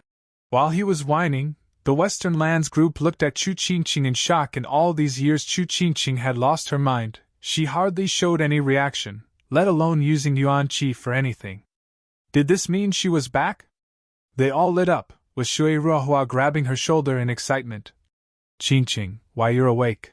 Zhuafan. After all these years silent, she stammered a familiar name, her eyes flashing now and then. Everyone was overjoyed. It's a miracle. Or maybe triumphant love? In only a few days Brother Zhua did what we couldn't in years of trying. A heart can heal only with the right medicine. Shui Ruohua was ecstatic, tears of joy brimming in her eyes. Chu Qingqing's lips trembled, while her eyes took on a look of horror.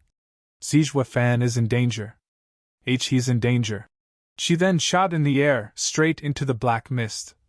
Qingqing, wait. Shui Ruohua panicked and rushed right after her, but the minute she tried using her energy, she coughed blood, falling back. None of the ethers could do anything. Too weak to follow, they came out wounded from the fight with the 10 princes, and merely walking was a miracle.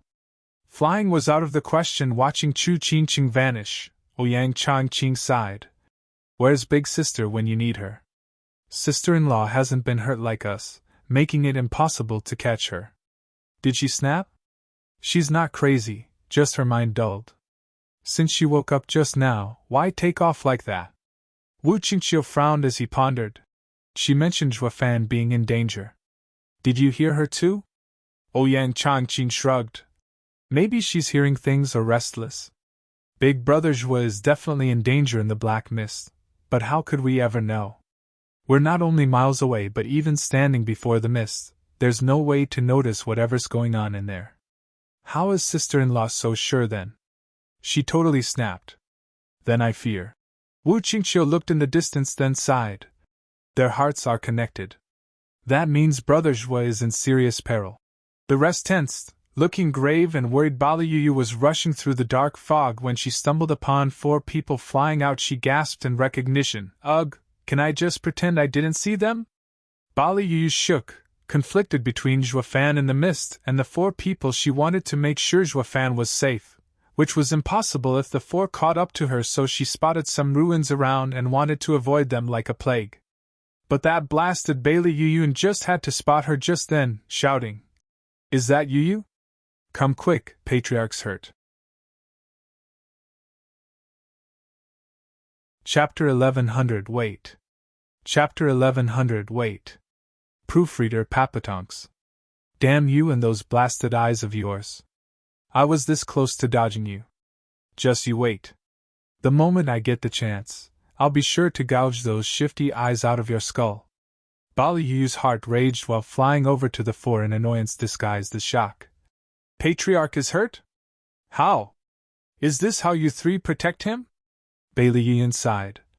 Not even our best was enough. The sea demon is absurd. He couldn't even touch him. The SC demon is that strong, for even Patriarch to. Bali Yu's heart sank, knowing Zhua Fan was in there alone with that beast. How could Zhua Fan stand a chance where Invincible Sword failed? Filled with worry, Bailey Yu turned to the black fog with tense fists. Bailey Yutian failed to notice Bailey Yu's shift. Maybe the deep wounds scrambled his senses. He coughed iced and burning blood and sighed. I've never seen strength like the sea demons. I have suffered a complete defeat. But this is only the beginning. One day, I will come to challenge Ag. Invincible Sword coughed fire and ice again, his face white as paper. Patriarch, don't speak. We better look for a quiet place to heal. We can't ignore your wounds. Bailey Yuyun urged. Invincible Sword waved him off, sighing and looking at the black fog behind with determination. No, I'm staying. I have lost, but I want to see with my own eyes the result of such a powerful showdown and its victor. Powerful showdown? Bailey Yu lit up. Patriarch, is someone still in there fighting the sea demon? Bailey Yutian took a deep breath and nodded. Bailey Yuyan sighed with a grumble. Yu, speaking of, I have something to say to you. How in heaven's name did you even do your investigation? Because of you we were this close to making a mess of this and getting wiped out. What did I do? Bailey Yu was baffled. Bailey Yuyan spat. You have the nerve to ask? Did you not say that Zhua Kid is in soul harmony stage at best, a trifle? Yeah, why? Why? Did it ever occur to you that the Missy next to him might have a powerful bauble to give us, Sword Kings, heavy wounds? That child almost had all 3 of us killed. Bailey Yuyan shot a reproaching glare, with the 2 nodding along, feeling victimized. It was utterly mortifying for a wee girl to make them scramble away in fright. If word got out in the central area, they'd have no self-respect left to even walk outside. Bailey Yu gave a confused shake of her head. You mean Xiao? But she's adorable. How can she be tough? Adorable? That's news to me. Bailey Yuyun's face twitched, fuming along with his two brothers. Like father like daughter, like master like disciple. With the small one godlike, the parent couldn't be any lesser. Did you not know she has a trinket to handle sword kings? What's worse, her dad had something that could end Patriarch. Heaven almighty, he just took out a 9th level Imperial beast for crying out loud. His spirit animal no less. That's a damn 9th level Imperial beast. I'm willing to bet not all 9 sword kings combined could put a dent in its plumage before getting annihilated. SSS. Bailey Yu gasped. A 9th level Imperial beast? Wasn't that just a myth? It exists? And he has one? You didn't know? Not a hint. That's why I'm asking, how did you make your investigation? Bailey Yuyun huffed and puffed, turning at the end to Bailey Yutian. We were fortunate Patriarch's skill is divine to kill the 9H level Imperial beast, the true best in the lands. Ignoring the blatant suck-up, Bailey Yutian felt he was at the lowest point in his life to mind anything else. Bailey Yu's heart jumped in shock. Patriarch killed the beast? When it was his turn, did Patriarch finish him off? Ugh. Bailey Yuyun shook from a sudden chill, his face sinking. He peeked at Invincible's sword, then barked. Don't stick your nose where it doesn't belong. He can never again be mentioned anywhere near Patriarch. But aren't I talking with you, Brother Yun? I'm saying your info is faulty and almost got us killed. Don't mention it again. All right. Bailey Yutian raised his voice, sighing at the black fog. I was about to fight with him when the sea demon arrived. He was after the sea demon, and I wanted to meet it too. All of us entered its domain. I arrived there just to see him frozen by the sea demon and challenge the beast. It ended with me frozen as well before I could even get close. By the time I woke up, I'd found myself gravely wounded along with the 3 of them. But I witnessed the most shocking scene, one that I would never forget for as long as I live. What? Bailey Yu was nervous, eager to know Bailey Yutian's side. Chuafan and the sea demon fought. He was clearly not to its level, but thanks to an ingenious skill, he was slowly gaining advantage. The sea demon was forced to just take his attacks. That happened after sea demon was gravely wounded near death. I don't know how he did it, but I'm certain he was behind it. It was thanks to his showdown with the sea demon that a heat wave blasted over us and thawed the ice while also leaving us with deep wounds. With how the sea demon suffered at such a blow, it's clear that once the 2 of us fought, I'd have been reduced to ashes. What invincible sword, ha ha ha. I've been blind all my life, unable to see the vastness of the world.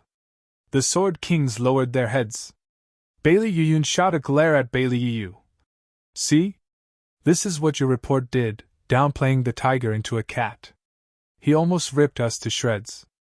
It's giving me the chills just thinking about it. Bailey Yu was stumped, blinking her big dull eyes of their fog. The guy is that great? He sure didn't look like it.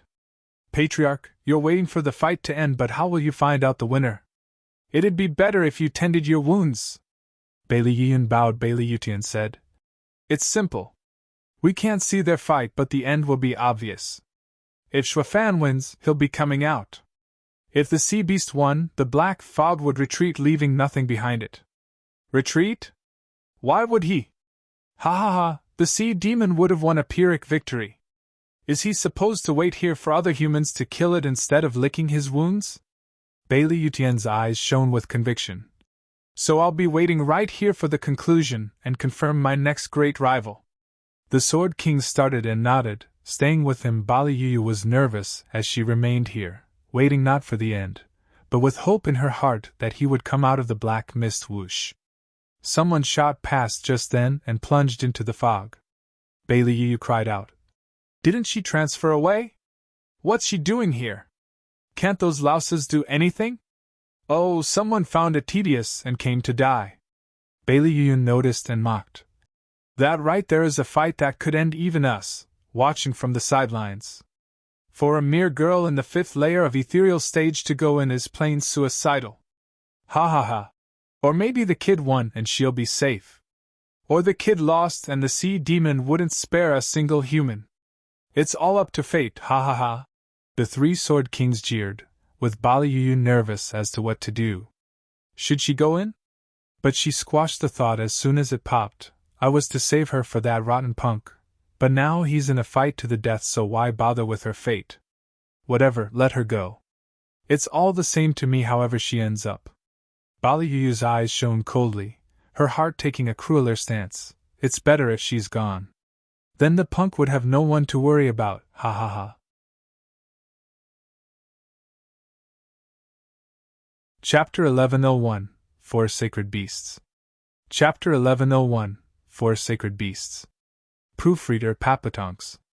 Ah! In a world of snow and ice, Shuafan howled with black flames writhing all over him. Xiao panicked, turning to Cao. Uncle W, what's happening? The divine eye of the void he inherited is too weak, while the black thunder flame is savage power beyond any level, now out of his control. Going to extremes, it's very easy for the black flame to run amok, eating him instead. Heaven-sealing Cao was grave. He has been using the eye skill through the fight, and the divine eye of the void reached its limit for controlling the thunderflame's nature, thus lashing out. But where did he get the thunderflame from? Why is it so violent? Why doesn't my Sia work on it? Xiao grew anxious. Uncle Cao, Dad's apocalyptic thunderflame is made of four sacred beasts' powers of terrible strength. How can it be controlled? The power of four sacred beasts. How? Heaven-sealing Cao started and paused. Did Nine Serenity's research succeed? Kid, whose successor are you? My master is Nine Serenity's sovereign Ak. I see, then the old guy did it. Heaven-sealing Cao nodded and sighed. That's why the thunder flame is so wild, made up of four sacred beasts' powers, while above our level so my sealing doesn't work. Uncle Cao, help him! There has to be something we can do! Xiao could not take it anymore. Shuafan's wails and seeing him cooked under the flame brought her to tears as she urged heaven-sealing Cao. The Bias sighed. The kid gave his all and summoned taking all my malice for humanity so he could save young Qilin. I admire his spirit and I could have helped at the start, but weak as I am from the old dragon's fire, it is impossible to suppress the thunder flame. Water and fire are opposite and I'm also powerless right now. Or else I would have sealed him as he jumped around. What can we do? Nothing. I'm hanging by a thread as is. Heaven-sealing Cao shook his head. Xiao was crying now, filled with pain and worry for Shuafan Wush. 3 flashes came out of the thick black fog and straight for heaven-sealing Cao. The 3 divine swords that slipped out of their owner's grasp sensed Cao's energy, and shot for it to kill this sacred beast. Heaven-sealing Cao winced, about to submerge under the sea. But heaven-sealing sword flew around the beast and sent a sword wave freezing his body in place. The other 2 divine swords stabbed deep into his shoulders. Drawing blood, heaven-sealing Cao roared in pain. Curses! Despicable, striking someone who is down. Have you no shame ganging up on me? Is this how your master taught you? To mock him, the divine swords gathered then split again, each striking from a different direction and punching holes in Cao's bulk. Uncle Cao, what's wrong? 3 swords can't be that tough. Why, Xiao cried out. Heaven-sealing Cao felt like crying. I know these sacred weapons better than you. They can't do much without absorbing sacred stones, but as I am now I can't even seal them.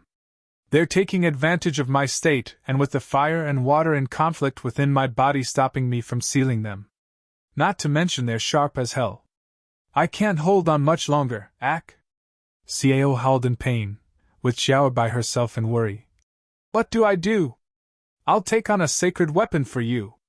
Don't. They may be weak now, but you're no match still. You'll only die. Cao shook his large head to stop her. He waved his large palm around and slapped the heaven-sealing sword away. The 2 swords, however, used the opening to shoot through his chest, drawing another howl out of him. Even with the flesh wounds the swords were giving him, with enough time death would come in the end. Not to mention his bane was among them. The heaven-sealing sword. Cao grew restless by the second. What rotten luck today has brought. I should have just stayed home instead. Thinking humans were at war, he planned on causing extra damage to them. only to be the one to get damaged and near death. Blast it all to hell. Couldn't I have checked the stars before coming here? Whoosh. The divine swords ran circles around him, making Cao cry out every time. Xiao was unable to sit still from anxiety. Cao was the only one that could help Xuefan. Without him, Xuefan was doomed. She was powerless to help anyone. Divine Eye of the Void 7th Stage, Void Seal. Beneath the corrosive thunder flame, 7 golden rings shone, followed by a shout like that of a beast from Helhum. The 3 divine swords jerked, but they reacted too slow to get away, and the spatial ripple caught them. The swords clanged on the ice, their sword spirits gone, heaven sealing Cao's side crack. Ack! The black thunder flame grew more berserk, eating away Xuefan's entire left eye. Without it to curb it, the thunder flame feasted itself on Xuefan, giving him searing pain. Father! Xiao cried out in tears, with Cao hesitating. Kid, thank you for that. I'm amazed you'd help me despite the cruel predicament you're in. Ha ha ha, it's nothing. Xuefan strained to swallow the agonizing cries as he smiled. I was not helping you.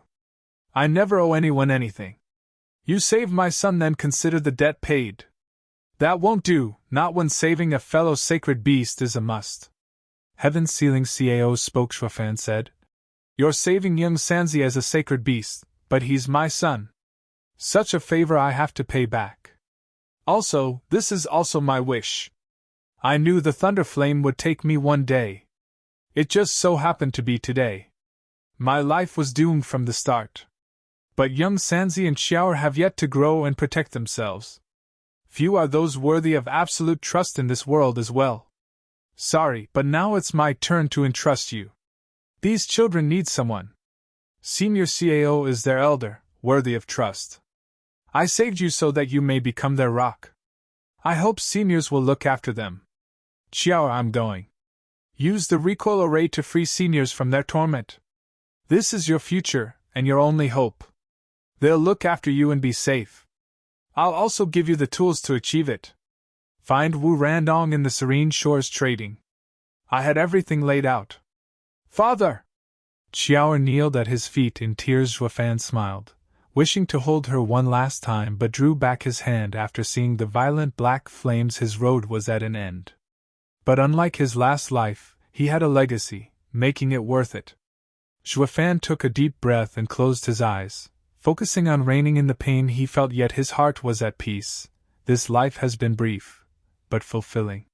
Cao shouted at last. Kid, it's too soon to give up. I can't stop the black flames, but I can give you the means to do it yourself. Take it.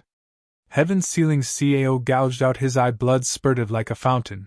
Dyeing the sea red, Cao offered his palm, and in it rested a blue and dazzling eye. Chapter 1102, Blue Glow.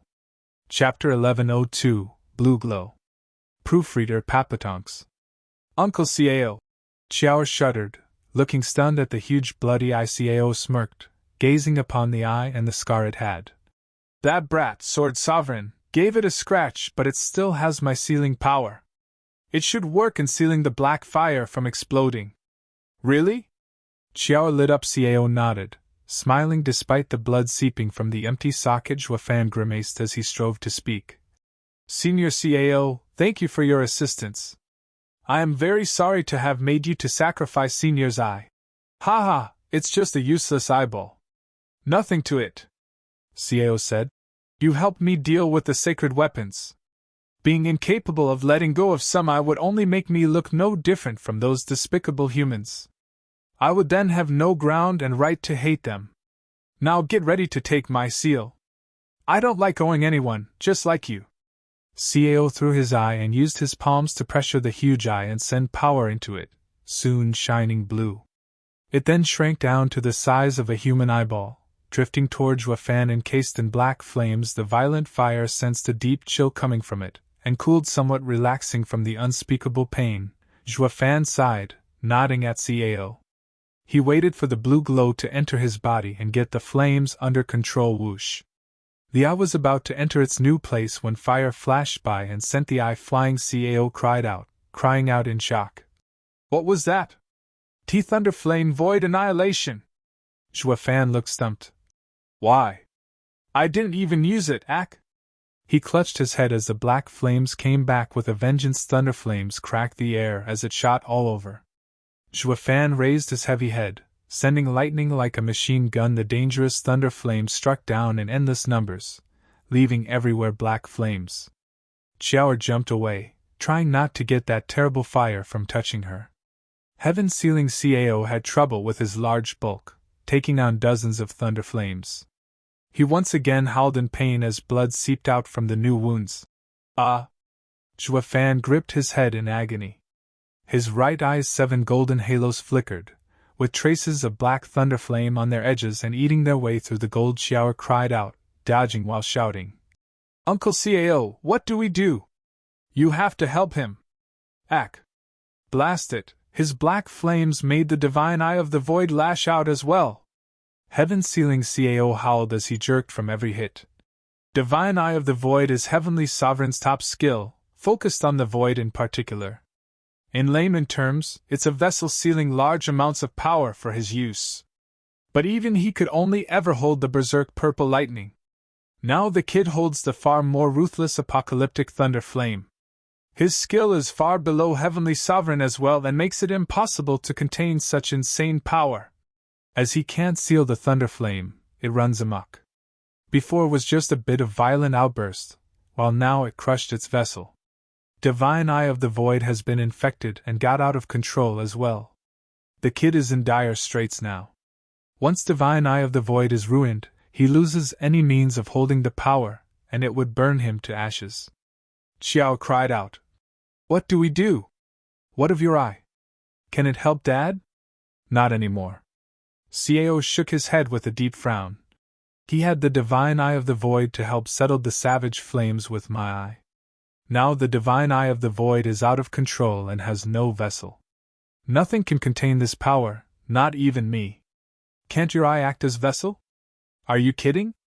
I am heaven-sealing Cao with the innate power of sealing. My eye has the same power, it's already full of it to accept anything else. Cao rolled his eyes. And what spatial power is stronger anyway than Heavenly Sovereign's Divine Eye of the Void? His ocular skill rises in power with the user. It's not like a sacred beast's innate ability. Not to mention the thunder flame is above our powers. We have no hope of containing it. It can only be the Divine Eye of the Void. My eye has the power to settle it so he could get it under control. There's nothing we can do to save Father? It's unclear. Cao shook his head. He just lost control of Divine Eye of the Void for now, and is yet to be ruined as well. We just have to purge the thunder flame from his body and I'll seal his eyes. With nothing to generate the flames, it will settle. The problem is how to do it. As he is now, he's a chariot run amok. We have to seal the eye generating the thunder flame, then the Divine Eye of the Void to mend it. Whoosh! Black thunder flame shot by his face in streaks and exploded high in HT sky, punching a huge hole. In it was a bizarre view, a fantastical paradise of rivers, mountains, and nature. SSS. Cao gasped, dumbstruck. Xiao shouted. This is Father's power? His thunder flame void annihilation is amazing, but not like this. He wouldn't have needed three-headed crow otherwise to intimidate the Sword King's an invincible sword. This isn't his, it's the thunder flame exerting far more than he can handle. Blanking a few seconds, Cao turned to Zhuofan and shook his head. The thunder flame is out of his complete control, and it only grows stronger until it consumes him. If we want to save him, we need to seal it fast. Xiao panicked, crying from feebleness. The thunder flame was beyond deadly. And now that the Divine Eye of the Void went crazy too, everything was truly apocalyptic. Who could stop something like this? Father is the source, so how in heaven's name do we remove all thunder flames from him?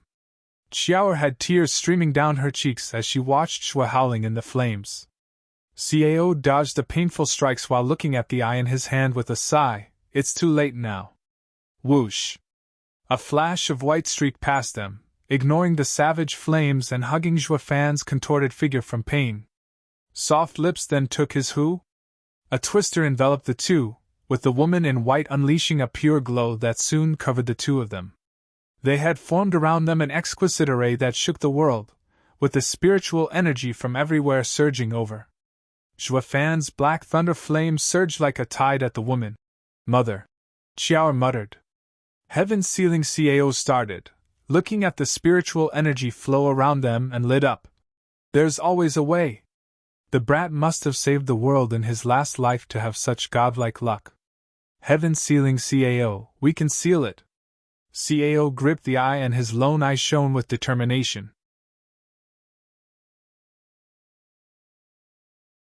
Chapter 1103, Cosmic Soul Nurturing Array. Chapter 1103, Cosmic Soul Nurturing Array. Proofreader Papatonks.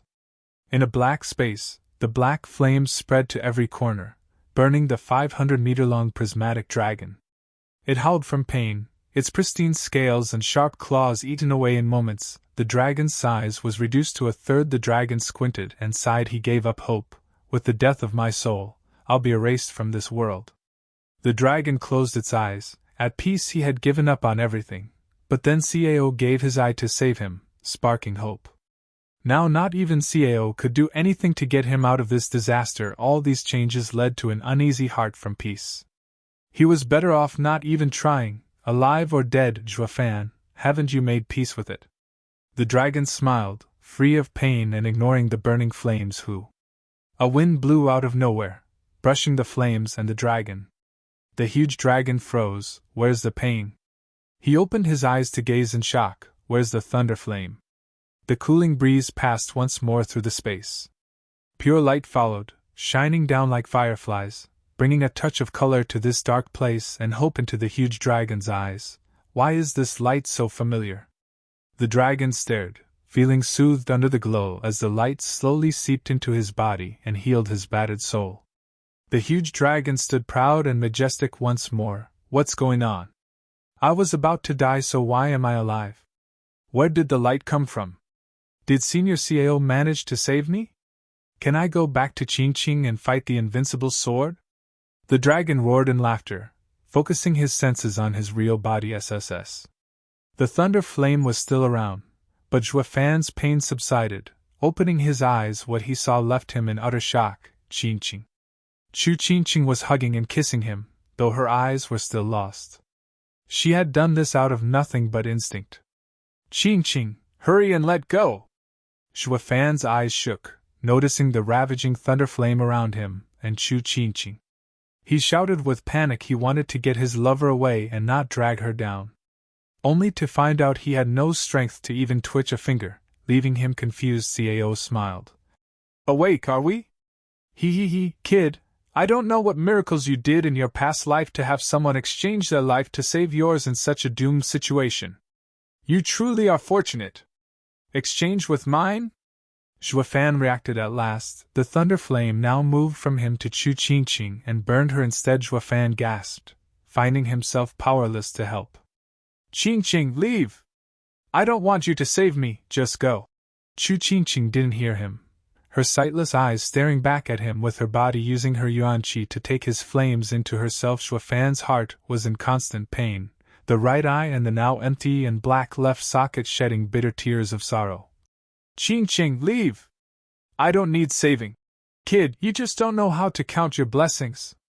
Who could save you as you are? Cao glanced at him. That thunder flame is devastating and needs the right vessel to contain all its power. But this girl has the empty spirit body. Do you know what that means? Since ancient times, hardly anyone understood its real implications. Allow me to enlighten you. Heavenly Sovereign has the empty spirit body. It's why he got to create the divine eye of the void and grasp sovereignty through the spatial path. Now you get it? She has the same body as Heavenly Sovereign. She can take on your divine eye of the void's role into containing the violent thunder flames. Her soul is a domain soul practicing arrays. With the power of one person, an array can be formed. This array is baffling, able to draw upon the cosmic cycle's power, but not to fight. It is to help. Your soul was about to fade, but the girls saved you in time. Even with the flames off you, you'd end up a wreck with that ruined soul of yours. Now, though, your very core is intact and safe, able to reach sovereignty without a worry. And all thanks to this lass, ha ha ha. Chuafan shuddered, looking around lost. Thanks to his extensive experience in arrays, he could glean into its functions despite not having a base. Cosmic soul nurturing array H. How can someone know it? How is it you know it?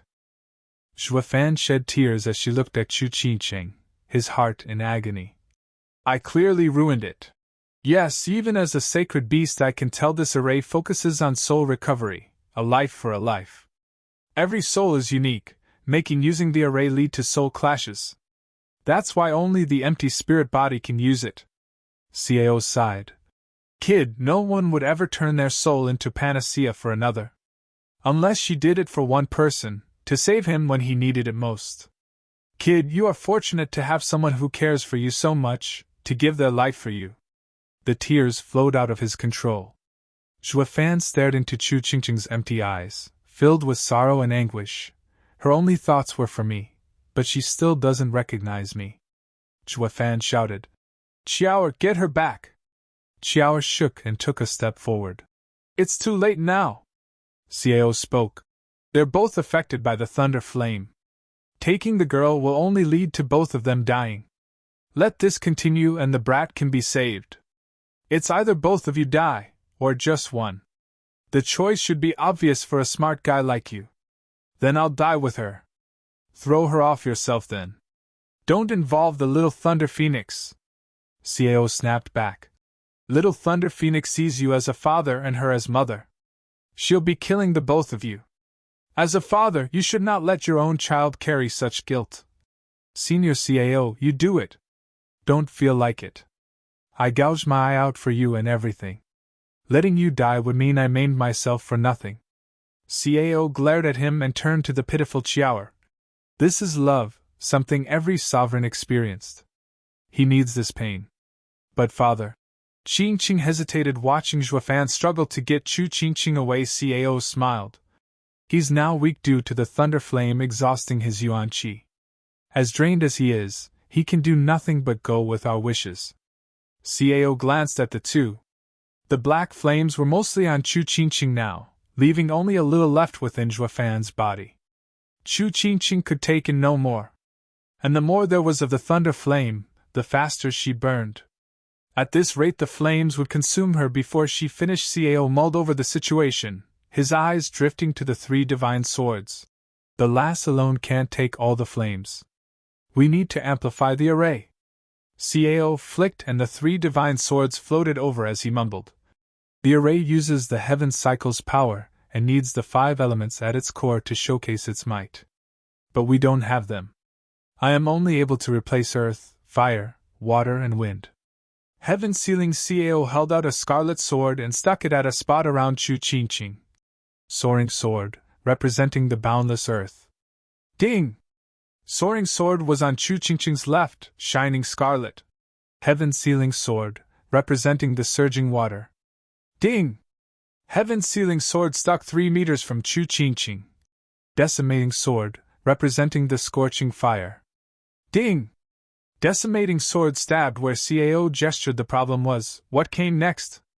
Cao frowned but heard a whistle as a black sword floated before him, its blade quivering.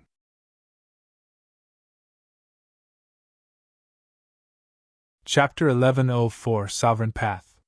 Chapter 1104 Sovereign Path. Proofreader Papatonks. Vaulting sword? Heaven sealing. Cao just stared at it for a while, flinching awake. What's with that look? I didn't even recognize you. Then his eyes lit up. The sword's spirit changed, right? Ding! Vaulting sword hummed in agreement. Why else wouldn't you gang up on me with the others? It all makes sense, you changed your master, ha ha ha. Cao laughed, then grew grave. The kid sure is something to change even a sacred sword's spirit for his own use. As a heavenly sovereign inheritor, it's only natural though. That means you want to save your master as well. Go! Vaulting sword, representing the billowing wind. Heaven-sealing Cao pointed and the vaulting sword struck the exact spot, 3 meters from Chu Qingqing with the 4 divine swords included. The array surged and the earth shook. The black thunder flame on Chu Qingqing spread among the divine swords, tainting them black with lightning. Chu Qingqing shook as well, taking in more of Zhuofan's black flames into herself through the array. Her power increased and took it all in with greater speed, leaving the excess her body could not contain to the 4 divine swords for the next half hour. Zhuofan watched as the thunder flame left from him to Chu Qingqing with tears in his eyes and pain in his heart.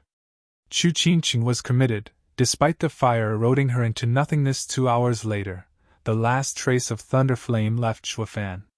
Cao went fast into action, before any more were generated in his body. He shot the blue eye into Zhuofan's face, burrowing into the left socket, and releasing icy energy hum. Divine Eye of the Void was still out of control and felt hostility towards this intruder, shining in 7 golden halos, unleashing a terrible power. Luck had it the Divine Eye of the Void was far from trained to perfection, just at the 7th stage. While Cao's eye belonged to a sacred beast, albeit damaged, it still proved enough. Using it while the apocalyptic thunder flame had still been around though, and the Divine Eye of the Void would have had the upper hand with the main problem gone, the Divine Eye of the Void alone posed no danger. Even Heavenly Sovereign showed its strongest power when both eyes worked together.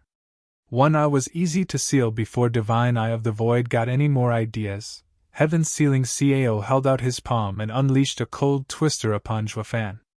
The heaven-sealing eye joined in to cover both eyes. SSS. Zhuofan's eyes had a layer of ice over them, with a cryptic seal forming on his forehead. With it, Zhuofan's vision went black, losing sight of everything, including that of his wife burning away from the black fire. Who? Heaven-sealing Cao eased a long breath, nodding. Kid, the apocalyptic thunder flame eye ran amok, damaging Divine Eye of the Void as well. You will have a hard time controlling the 2 skills for the next while. I have used a heaven seal on your eyes to save them. When the Divine Eye of the Void recovers, you will grasp the seal on apocalyptic thunder flame eye and can open it. Abusing the thunder flame will only get you killed. It's for your own good, so you better take care. Qingqing. Zhuofan only focused on his grip on Chu Qingqing's hand, his ears flooded with the hissing of the black flames. He didn't need eyes to know, the sorrow eating him up inside as he bit his lip. Qingqing, answer me, even if it's with few words. Why do you want to save me? Chu Qingqing stared back, devoid of any emotion even as the black thunder flame ate her flesh. Then she closed her eyes as her life got drained away. Zhuofan howled, his emotions all over the place. He couldn't even cry from the seal. Cao's side. There's no fault in a man's tears. Crying helps in times of great sorrow. Though it doesn't look like you can, nothing coming out from the seal. This girl can't be saved either. May she rest in peace. Cao's eyes held nothing but respect for her. Humans are the most fascinating creatures, capable of so much evil, but there are also those worthy of respect. Zhuofan cried himself hoarse, shouting at the sky with a red face, his heart unable to bear this crushing sorrow. Qiao watched her father's weak struggle and mother's demise in tears. She forced the sobs away, though, not wishing to cause more pain to her father. Cao's sighed, the young Thunder Phoenix is more human by the second. But I don't hate it, ha ha ha. Sorrow took Cao as well as he watched Chu Qingqing almost gone under the Thunderflame's attack. The body is almost finished and now comes the soul. Once it is gone, she may rest. You have given me one last frail hope in humanity. Qingqing.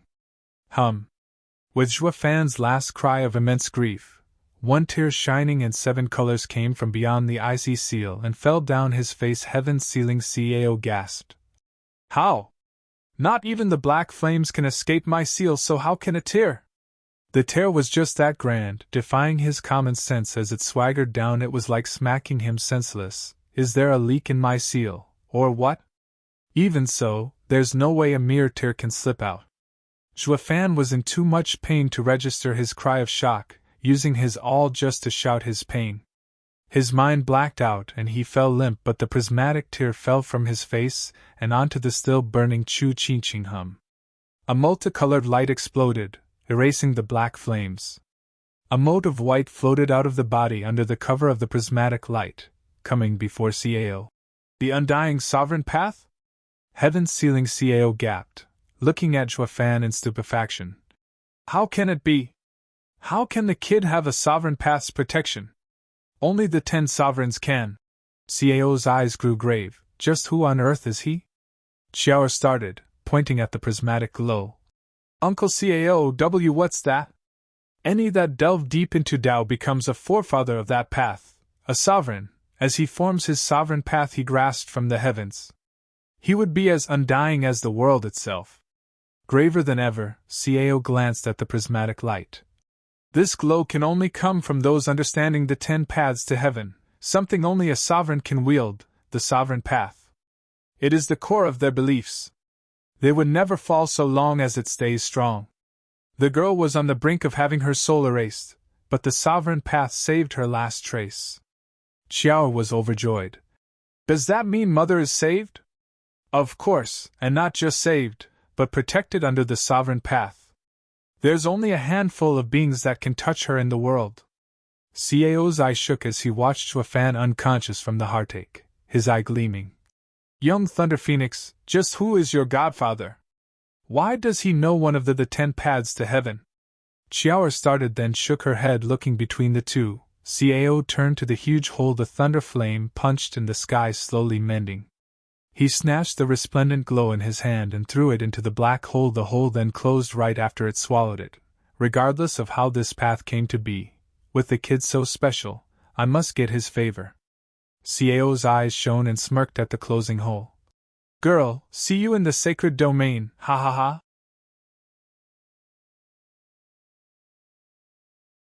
Chapter 1105, Shuddering Heavens.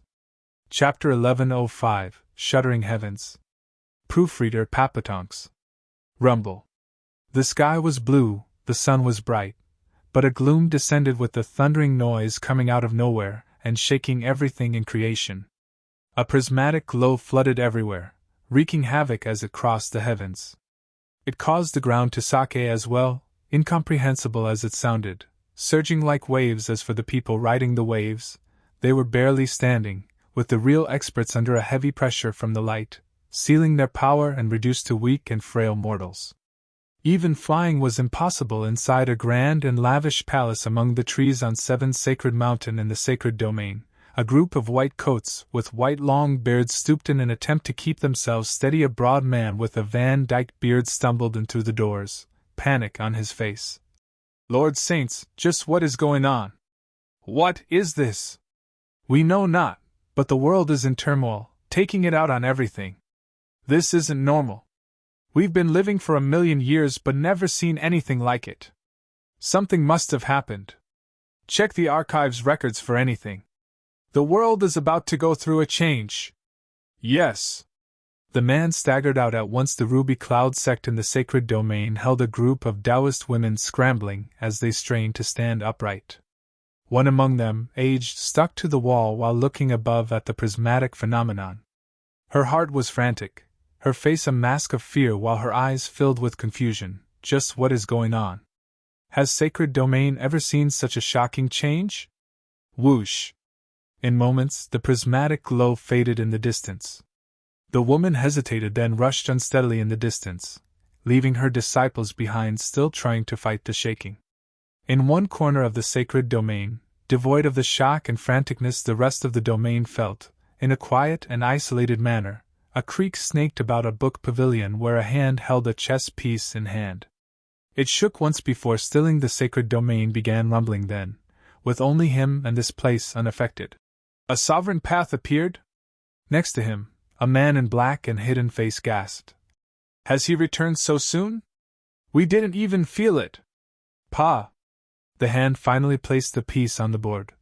The path is present but not the user. It's quite unexpected for him to separate himself from it. The sovereign path keeps him alive at all times. With it gone, it means his end is nigh. The man in black nodded as he said, Should I investigate who he gave the path to? In the dusky room the man laughed in the end. Don't bother.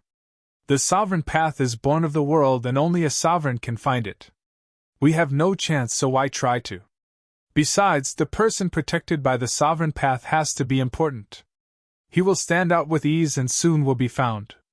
Also, I'm not content with just his path, but his people. Pa! Another chess piece fell, with 2 glimmers shining peculiar in the gloom. The right shone in 12 golden rings while the right flickering purple. Your path returned, but when will your man return? Ha ha ha! The dark laughter spread through the world, making even the prismatic glow high above shudder. Rumble. The sacred domain was rumbling still, with every corner jolted around. It took 2 hours for the prismatic glow to fade and the commotion to die down, though all denizens of sacred domain were now shaken to the core and confused. Only some really old and powerful relics knew the truth, as well as the cause of it all. Heaven's sealing CAO, who was grinning after the mortal domain, got shaken up as well. It's been too long since the 10 sovereigns formed their paths. That's the last time I've seen such a phenomenon. Uncle CAO, what was that? Why did I feel so weak? Finally able to stand still without the ground moving beneath her, Chiao asked curiously. CAO's sighed. The coming of a sovereign path causes stirrings throughout the world. When the 10 sovereigns formed theirs, the same happened. Once the path enters the body, they would be one and the phenomenon ceases. Enters the body then? Chiao exclaimed. CAO nodded with a smile, looking at the unconscious Shuafan. Once the kid wakes up, tell him his destiny with the girl has yet to run its course. Ugh! Heaven sealing. CAO frowned. What's wrong? Chiao asked. CAO barked. Curses, why are humans focusing all their power here? They're clearly after me. As I am now. Heaven sealing. CAO gave his battered body a once-over and rolled his eyes in annoyance. Humph, the enemy comes in waves and I'm in this sorry state. I don't plan on playing anymore, I'm leaving now. Heaven sealing. CAO slapped the ice and launched a ripple rumble. Deep sounds echoed out as the ice and the sea was on the move. The black fog withdrew as well, along with his departure. Shuafan and Chiao were on the ice too, thus following him to the North Sea as well.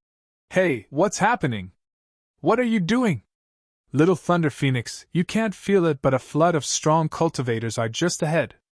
CAO's face twitched. I'm not afraid of a bunch of bugs, not by any means. But I'm wounded and can't handle them. Don't humans like to say, know when to quit and make a tactical retreat? I don't feel like fighting them, so I'm going. Rumble. CAO's claws moved and the ice he was on sped up. Chiao went to Shuafan's side and left with him. Bailey Yutian's group outside got their bearings after all the shaking. They looked at the receding black fog and the endless corpses it left behind the invincible sword, and the others flinched, sighing. The sea demon is still alive after all. Shuafan did not survive. With that large shaking, even outside its domain we felt utterly weak. That sea demon must have been behind it. Bailey Yian's eyes flickered with fear as he sighed. To think the sea demon is so strong. Despite the deep wounds he still had so much power in him. It turns out the sea demon had the final say. That Shuafan is dead. Bailey Yutian felt regret. The rival he approved of was so short-lived it left him empty. Bali Yu's heart was in pain, clenching her fist from sorrow. That rascal died just like that. Whoosh. As all were taken in by different emotions at the demise of Shuafan, they heard something coming from up above. Cultivators in the millions blotted the sky as they charged in to draw blood. Some were wiping their tears and howling in sorrow of not living past today. They all were charging to their deaths and all knew it. What chance were there really, to take down Sword Kings and the invincible sword? Thus, the millions of people were crestfallen, having handed their wills to their lord, now charging in with the rest. Shuafan's order to get 2 lands worth of soldiers here to kill invincible sword was now in motion. Bailey Yutian's team was clueless of this. They watched the flood of bloodthirst coming from these people while none thought for a second it was all for them. In fact, they took them as their own reinforcements. Bailey Yun laughed. Patriarch, Prime Minister Bailey's army came through for us, and now that they're here the northern lands are ours. This way we got something for our efforts. Bailey Yutian looked at the approaching mob and then jerked. Hold on. Why don't they look anything like the people from the central area? Why do I feel their bloodthirst is directed at us? Shuddering, the Sword Kings paused and then looked peculiar at the bloodshot gazes of the mob. Yeah, why would they be coming at us?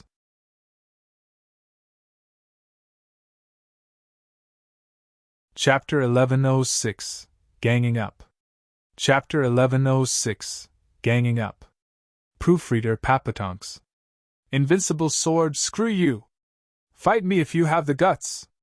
Invincible sword, son of rat bastard, I will haunt you from beyond if I die today! Invincible sword, it's either you or me! I've come to take your skull as my personal chamber pot!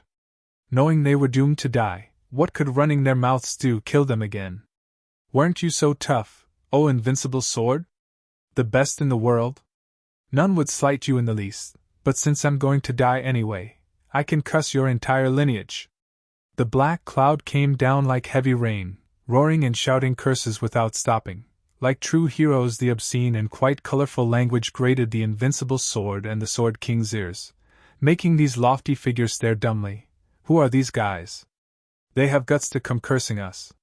Even the four lands leaders show us respect. These bugs must have a death wish coming around and running their mouths without rhyme or reason. While not suicidal, but dead men walking all the same. No amount of threats would work on people that knew death was a certainty. Bam! Bailey Yin bowed to Bailey Yutian. Patriarch, allow me to set them straight and make them rue this day. No! Bailey Yutian's gaze was cold, shaking his head. They're cursing me, which means only I have the right to take their lives. Humph, nothing but a bunch of ignorant fools to dare mock even me. I'll have them face the consequences of their actions. The sundering sword in his hand flickered with lightning and the heavens took a purple hue as lightning flashed above. He raised his sword at the stampede and made a casual swipe, shouting. Humph, you think yourselves the likes of Sea Demon or that Chua? You just don't know your own worth. Rumble. A purple sword wave flared as it traveled straight through the army. The flooded sky of lightning struck down along the path of the wave, unleashing a veritable thunderstorm. What followed were the obvious wails and howls of demise as the army was reduced to ashes and the wind left behind the attack was a scorched earth, now black from the ashes. One strike was all it took to cull tens of thousands of lives. The best in the lands might look weak before heaven's sealing CAO, but he was still a god in the mortal domain. Patriarch's might is supreme, the best in the world, ha ha ha. Bailey Yun cupped his hands and gave a round of praise. His flattery might have worked before, when the invincible sword truly thought himself standing at the top. Now it fell flat, if not ironic. Witnessing Zhuafan and CAO fighting, Bailey Yun's suck-up was nothing but a shame to the invincible sword. Is that sarcasm? Pa! Bailey Yun found himself flying, slamming hard into the ground 100 meters away from the casual slap, coughing blood and gore. Getting back up on shaky legs, he bore a look of utter confusion to his lord and patriarch. Cough. Bailey Yutian had a coughing fit, spilling burning and frozen blood into his hand and showing it in anger. Is this the supreme might the best in the world has? Were you blind to not see the sea demon's power? How am I the best? Patriarch, the sea demon is a monster, while among humans you. Bull! The best in the world are split between humans and monsters? Then why could Zhuafan hurt the demon while I couldn't? Invincible sword flicked his hand, boring his glare into the man. I need able bodies, not some disgusting bootlicker, got that? Yes, Patriarch. They all bowed at once. Bailey Yun lowered his head, his complaints never voiced. Cough. Invincible sword coughed again, being severely injured in the ice mountain from CAO's ice and Zhuafan's dragon breath pill. He was at less than half power. Every attack he made would only worsen his situation. It mattered little though, since bugs were not worthy of his full power. How much harm could flexing his power cause anyway? He was about to find out how wrong he was. That group was a mere appetizer for what was to come. While he could cull a wave, how long could he keep up? Whoosh! The skies once again littered with a cacophony of vulgar calls. Invincible sword, fight us, coward! We're waiting for you, so come on! Invincible sword, you have some cheek to be so arrogant, calling yourself above everyone. Invincible sword, you're not invincible, just delusional. Feel like living? Then get on your knees and walk between my legs, ha ha ha. Invincible Sword's face twitched, his stooping figure shaking from rage. He turned stiffly at the sudden catcalls to find another bunch of bugs looking for a quick death. The insults became harder and harder to bear. Another bunch of maggots came to die, cough. Invincible Sword tightened his jaw and the sundering sword hummed with desire to strike. He caved before he ever got to swing it, and spurted blood. The Sword Kings rushed to help. Patriarch Bailey Yun volunteered on the spot. Patriarch, these ants don't deserve Sir's attention. Leave them to me. I will handle them. Beat it. They came for me. Not facing them will only give credence to their insults. He shoved Bailey Yun away and swung Sundering Sword with bloodshot eyes, sending another sword wave with resounding booms that resulted in thousands upon thousands more deaths while his body coughed blood again, damaged further from his stubborn stance. The others were watching in worry and supported him. Patriarch. Next team, attack! Outside the Sea Bright sect, Lin Wucheng noticed the purple lightning flaring in the distance, and ordered the tens of thousands of men. Bear in mind that you may never return, but you have to taunt that old monster as much as you can. He is a man of excessive pride that disdains your very existence. Taunt him and he will strike with all he has. It is a path of no return, I know, but you are fighting for the chance of the next teams to live.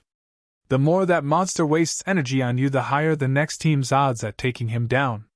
Within you lies the power to have your fellow brothers survive this. Know your sacrifice is not in vain. The men howled in high spirits as they marched to their doom. One elder sighed from the side. Exalted double dragons have said many times the Luo clan is filled with talents. Serling is wise to have the clans and sects of two lands arranged so their friends and family lay in the back for the greatest chance at surviving. It'll be hard not to do their best, ha ha ha. Merely a trick is all. Lin Wucheng smiled. As we're using the human waves tactic against the invincible sword, cooperation and formation among strangers hold little value.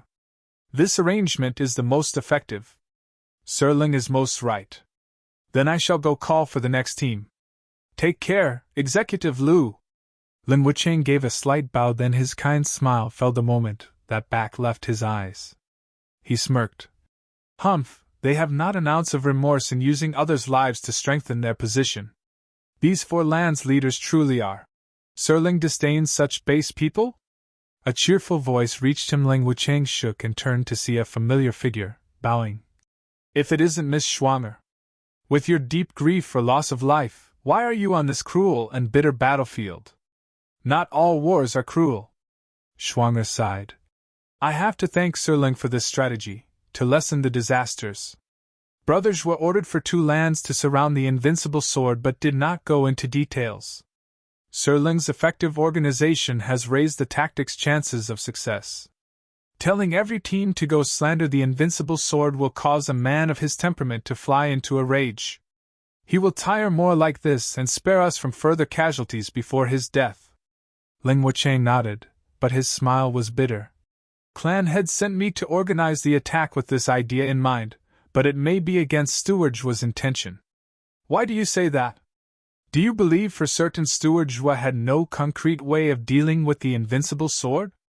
Lin Wucheng's eyes shone with conviction. Steward's plan is to see both sides crippled.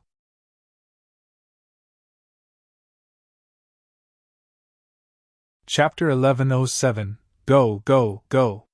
Chapter 1107, Go, Go, Go. Proofreader Papatonks. Shuddering, Schwanger gave him an incredulous look. That can't be. Brother Zhua is the Grand Marshal of our lands. Why would he? Speaking of his position, isn't it merely interim? Calling it exploit isn't much of a stretch, regardless of how bad it sounds. Lin Wucheng's eyes shone. When the dust settles, fingers will be pointing. The lands are now at war and the leaders of the four lands have no choice but to show courtesy when inviting Steward Zhua to take charge. Once fighting stops, the Grand Marshal loses its meaning. The four lands would remain, but what about Steward Zhua? He is a far too shrewd a man to not pick up on the obvious danger coming with his new status. Furthermore, Steward Zhua's plan destroys the main headache, collapsing the central area, while also making the four lands break under the severe casualties. When two fight, a third always wins. Steward Zhua took the reins, but who is he working for in the end? This is the main issue. Ling Wuchang smoothed his goatee, showing a crafty smile as he sighed. I wonder, will Steward Zhua take it out on me for reducing his plan of grinding the two sides' assets? I guess I'll just dump it all on Clan Head, who just had to be so righteous and sorry for humanity. Wouldn't you say? Ha ha ha. Watching him go, Schwanger frowned deep in thought. This means the man hasn't changed at all after all these years. It's like he hasn't once thought about humanity's well-being. Boom! The invincible sword faced the endless waves of soldiers with wave after wave, sending them all to hell. These men were suicidal lunatics, coming one after the other, again and again. Invincible sword weakened, but not enough for the attack to be blocked. The four sword kings looked lost. Anyone knew that making an example out of a few of them ought to scare these cowardly rabble away, but they had all gone insane, coming with the sole purpose of dying. They were lining up for execution. What is wrong with the people of Northern Lands? Have they lost their marbles? Their marbles were very much accounted for. It was Shuafan's attrition tactic that convinced them all that the only way to win the war was over a mountain of corpses. They were simply climbing on the stairs to victory sometimes. It wasn't death that scared people, but dying without meaning nor purpose. The Sword Kings were just too strong, making all of their efforts feel empty when they couldn't even hurt their enemies. Here was where Shuafan came with a solution. Through the power of 100 million people, they would wear them out by changing perspective. The crowd's morale shifted. Their deaths now had worth, leading to the ultimate death of the invincible sword and the Sword Kings. Adding to it Ling Wuchang's tactic of splitting kin and friends, their value only soared in their hearts. The more you drain these monsters, the safer your kin will be. And who's to say they won't earn glory? With victory in their hearts and souls, they all stepped forth to their doom without any fear. Boom! With another wave down, the invincible sword paled from exhaustion, gasping hard and coughing blood twice more. His wounds only deepened. Patriarch, please rest and leave it all to me. Baliyu chose the perfect moment to block him. Weak as he became, he no longer insisted and fell back, going to rest with the other three Sword Kings. As for the next wave of soon-to-be dead people, Baliyu would handle them. The soldiers still cursed and taunted, but the old man had no more energy for them. No longer stubborn and turned a deaf ear to heal, Ling Wuchang saw Baliyu Tian withdrawing and a Sword King taking stage. He decided to make slight adjustment to the tactic, by sending 5 teams at once instead of just one to drain them harder. And every last one of the attacks came pouring down right for the invincible sword. It was no wonder Baliyu was frantic in keeping Patriarch safe while also exhausting herself. The other Sword Kings had to replace her. Though weren't they wounded themselves? 10 waves were nothing, but having pushed on to 100 and the earlier damage began to show their effects, making their situation that much harder. Luckily Baliyu lay rushed here with the Crown Prince at the best moment to hold the fort. Which was not to say that a heavily damaged 1, 2 normal and 3 wounded Sword Kings could outlast the constant attacks from the 100 million soldiers 2 lands were throwing at them. No, they certainly had it bad. While the suicidal madmen couldn't touch them, their yuan qi took a heavy blow. Only 3 days into the fight, they found themselves dazed and their yuan qi reserve next to bone dry. As for the enemy, they still had 2/3 of their force intact. In the dark at the actual numbers, the Sword Kings were in a dangerous spot, only amplified with every passing wave. Their strength wasn't the only one leaving, with their minds taking their toll as well. Bailey Jingwei, didn't you say you're going to break into Northern Lands with ease, you bastard? Weren't you going to support us? This feels like the whole of Northern Lands' forces are now focused on us. Where the hell are you? Baliyu couldn't take it any more and lashed out. The other Sword Kings were aggravated as well. With bloodshot eyes and growling, they believed in Bailey Jingwei's plan, but for some reason, everything took a turn for the worse. What kind of problems could his plan to attack all lands meet? Despite their frustration and confusion, they were very much in the dark about Bailey Jingwei having it far worse than them. Go, go, go! Charge, for crying out loud! Breach Northern Lands at all costs! At the Northern Lands border, Bailey Jingwei was frantic and anxious as he pointed at the smoking battlefield and howled like he was possessed. His white teeth crunched so hard they might break any second. Zhua Fan, you rotten piece of I'm not through with you. I'm going to get you for using this despicable tactic on me. Just how are Patriarch and the others holding up? It's been 6 days under harassment from 100 million people. Then there's the 3 divine swords. Patriarch has to be safe. Bailey Jingwei's eyes were red all over, howling. Charge, no matter what! Get in there, you goddamned rejects! Answering him was a draconic roar. Dan Qingshim pointed at the sky and hacked down. A resounding boom followed, making the sky echo with the wails and cries of hundreds of Genesis experts as they lost their lives. The enemy lines were shaking to the core as well, under the onslaught ding. A most sublime zither added some color to the battlefield, but this turned out to be a dirge. The sounds split into 7 sword energy attacks, mowing people down and unleashing a shower of limbs, viscera and blood upon all around. The music turned soothing once more, with the man in white gently touching the strings with a peaceful smile. It's the Zither Sword King! Look out for his 7 notes obscure sword! A venerable from northern lands recognized him and shouted, moments before he popped like an overripe tomato. Shangguan Feiyan hovered high above, lowering his fingers. You think Zither Sword King is the only one to watch out for? There are 4 Sword Kings on this battlefield. Are you calling the others weaklings? Yeah, Zither Sword King always shows off, playing a zither on the field of battle. Wine Sword Immortal whined, approaching Shangguan Feiyan. Should we try being refined for a change? At this rate, all credit will go to that string plucker. Next thing you know, Prime Minister Bailey is shouting at us for not trying too hard. I'd rather not have him grating on my ears with his yapping, ha ha ha. Wine Sword Immortal laughed, and spurted wine then pointed.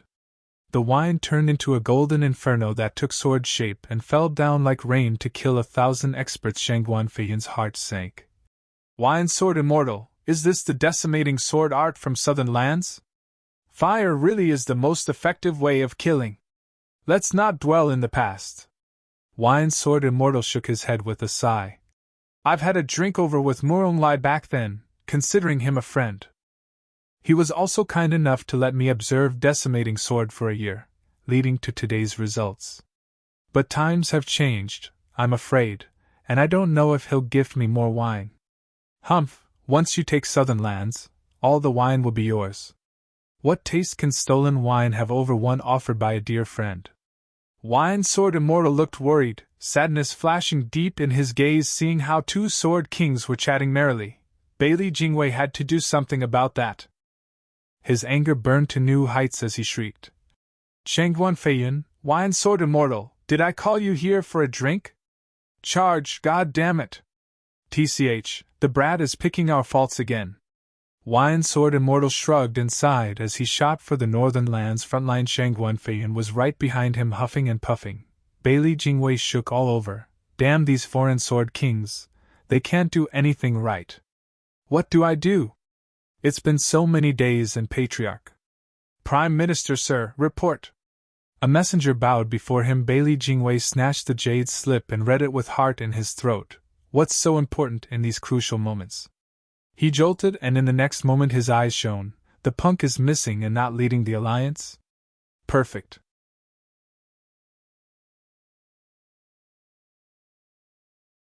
Chapter 1108, Promoting. Chapter 1108, Promoting. Proofreader Papatonks. Boom. Sun Sea sect leader Buxingyun appeared among some broken ruins. He watched the lightning flaring in the distance, and noticed it had ebbed since yesterday, its weariness becoming more pronounced as time passed. His eyes shook and he took a deep breath, turning from the incredible display to looking around. Crack. The splitting of a rock entered his ear and Buxingyun's eye lit up. His attention snapped to the source, reaching it in moments. He sent a palm attack, blowing away the rubble and revealing the frail sect leader of Sea Bright sect, Ling Yutian, with his ruined clothes, messy hair, pale face and blood on his mouth. He didn't look as dignified.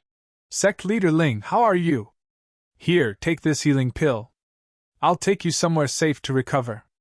Bushingyun helped him and a blue pill entered his mouth. Bushingyun then placed him on his back, moving swiftly through the air. Now they're all accounted for. Ha ha ha. Whoosh.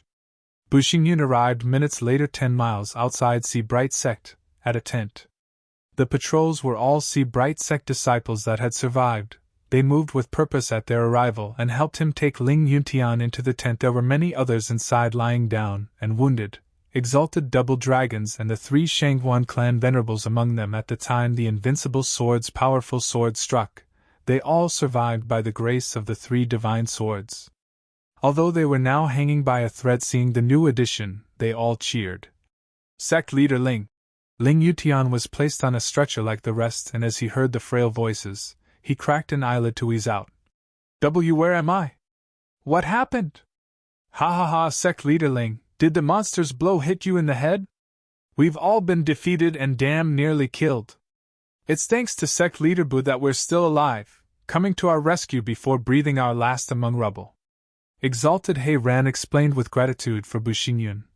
Sect leader Bu is our savior. We can't thank him enough. Bushingyun gave a modest wave, even blaming himself. You're too kind, sirs. I am ashamed to not have been there alongside you to fight. This little help is nothing. If you had come with us, you'd have been buried under the ruins like us, then no one could have helped some old men. Sect leader Bu, you were right not to join the battle. I ask your forgiveness for the many disagreements we had before. It's fine, Exalted He Ran. We're all in this together. They were mere trifles, ha ha ha. Bushingyun gave a bright laugh. Ling Yutian knew by now that all the men here got saved by Bushingyun. He forced himself to prop his body and thank Bushingyun. Whoosh. The tent opened just then and a man in a black robe entered laughing. I am very pleased to know that all of you are still in this world. Sect leader Ling, exalted double dragons, as well as the representatives of the eastern lands and southern lands, I wonder if your precarious condition had made you more tolerant for my advice? Who are you? State your name! Ling Yutian shouted. The man in black removed his cowl, revealing a savage smile. I guess some of you here have yet to meet me. Then allow me to introduce myself. I am Central Area Sword Star Empire's Prime Minister, Bailey Jingwei. You're Bailey Jingwei? Everyone gasped and stared with big eyes. What are you doing so deep in the northern lands? How did you pass Si Bright Sect's defenses? Guards, seize him! Someone raised his hand to grab Bailey Yutian, shouting.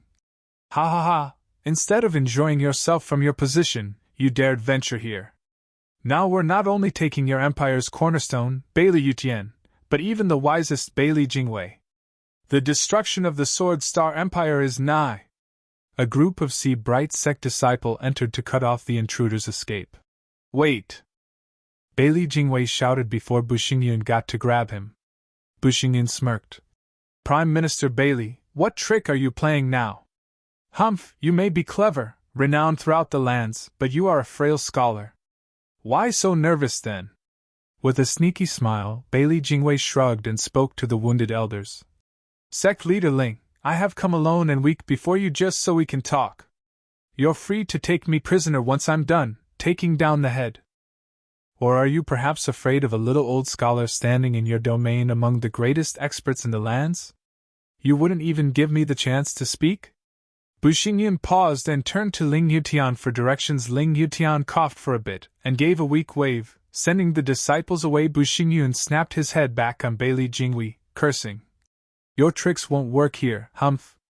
Bailey Jingwei nodded with calmness. Prime Minister Bailey, with both sides trapped in a bitter war, what purpose does your visit hold? Ling Yutian demanded. The others focused on Bailey Jingwei and awaited his reply. What's this sneaky Prime Minister playing at? Coming in here without so much as a Sword King for escort? Does he have a death wish? Bailey Jingwei shook his head, his voce firm. To be honest, I've come to save everyone. Save us? They all looked stumped, then Exalted He Ran mocked him. Prime Minister Bailey, are you all right? We hold all the cards and morale has never been higher. A disciple came in just now saying your patriarch is barely holding on while we still have millions of soldiers ready to fight still and finish him. And you have the nerve to come into our domain and proclaim you're here to save us? What a sick joke. They say Prime Minister Bailey is beyond wise, but to think you came to preach such idiotic nonsense. The rumors must be inflated, ha ha ha. They all laughed at his expense. Bailey Jingwei shook his head, not falling for his jab, waiting for them to laugh before continuing. You're all right and you have victory in your grasp. I am aware and accept my loss. Everyone is very close to ruining my empire with your ingenious plan. But while that is a bitter reality, so too will your demise following our nation's defeat. Ugh! The smiles froze on their faces and looked grave. Ling Yutian glared. Bailey Jingwei, what's that supposed to mean? Ha ha ha, haven't you considered what might come next after you employ such a plan? Bailey Jingwei's eyes shone with wisdom. I admit you win this round, but you'll be losing as well. You will crush the undefeated Sword Star Empire, but at a cost of your own demise. Be it Sea Bright Sect or Double Dragon Manor, Shangguan Clan and Murong Clan, they all will fall in time, experiencing the same defeat as my nation, erased from this world. What a load of bull! Your Sword Star Empire is the one to fall here. It has nothing to do with us. Why would we be joining you in death? Nothing? Then do you all know how gaining victory against a mighty foe ruins my nation? Absolutely. Ling Yutian smirked. As long as we take the invincible sword down, your empire loses their foundation. Then I still have at my disposal millions of soldiers and 4 sword kings. While you are drained and weary from the fight with Patriarch, I can still destroy the 4 lands. Really? Those kings you're so proud of will turn on you in the end? Ling Yutian disdained. Without the invincible sword to coerce them, the sword kings won't ever listen to you. They all let out smug smiles. Filled with confidence, Bailey Jingwei's eyes shone with mockery as he smiled. What makes you so sure the first thing they'll do when learning of Patriarch's passing, they'll be turning on me? The wounded elders all froze, unable to reply.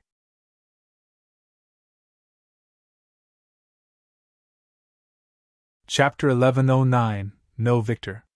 Chapter 1109, No Victor. Proofreader Papatonks. Frowning, the bedridden old men looked at each other before staring back into Bailey Jingwei's deep eyes. What do you mean? Ha ha ha, nothing, just given the impression we're all part of someone's master plan. When 2 fight, the 3rd wins. None of us are victors. With anger in his eyes, Bailey Jingwei sighed. The wounded looked on with nothing but doubt in their eyes. Bailey Jingwei shook his head and let out a long and heavy breath. Then he composed himself as he spoke. I bet that wise ass of yours only told you what you wanted to hear of how this will end. Then allow me to share with you the rest. First of all, this plan is devious beyond measure. It takes a lot of metal to send everything at Patriarch. I never dreamed you'd have it in you. Technically it's not bravery, just up against the wall, ending up used. I have to give him credit, this move hit me where it hurt the most. I aimed for instant gains when attacking the 4 lands. I went for bolstering our Sword King's numbers, increasing the Empire's power, but they are volatile. Once Patriarch is gone to stop them, the 4 will lash out.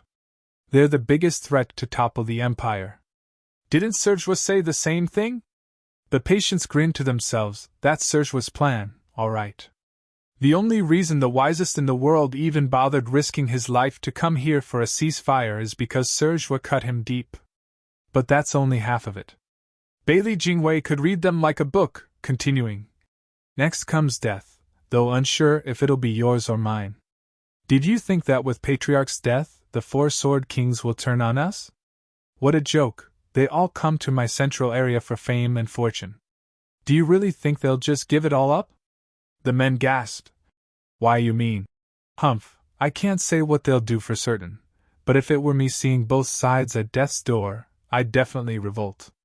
I'd gather a personal army and use retribution for Patriarch as an excuse to keep fighting, dyeing the 4 lands in blood.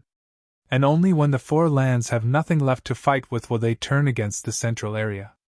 Giving a devilish smile, Bailey Jingwei's eyes shone with guile, enticing them with his words. That's why I say the fall of my nation marks the destruction of the 4 lands. The 5 lands would then belong to the 4 sword kings. That's not a pretty picture, is it? The leaders of the 4 lands in question were sweating buckets. Bailey Jingwei smirked, keeping his voice even yet still piercing. Toiling so hard, losing so many men to claim to kill the invincible patriarch, yet all for another's sake. See, Bright Sect will be finished, Double Dragon Manor as well, Shangguan clan ha ha ha. With Shangguan Feiyan's hatred for his clan, even if it still exists, what good will come of it? At the very end, the world would belong to the four. Oh, and let's not forget Serjua. It must come at a surprise to know that the central area is facing a rebellion. A hidden power is on a swift rise. I believe that once the major powers of the five lands are out of the picture, a new world order will come. Since Serjua has the greatest credit in conducting this play, it's only fair to get a slice of the pie, wouldn't you say? Ha ha ha. Their wounded faces twitched, looking nervous. If all went like Bailey Jingwei said, what were they fighting and dying for? Was it all a scheme from Serjua against the central area and the four lands as well? They all grew grave and felt fear as Juafan's wide smile entered their minds. He's terrifying. They had no way of seeing through this devious plot, and they were perfectly fine doing the work for him. If it really was the case of ending their clans and sects, how would they face their ancestors in the beyond?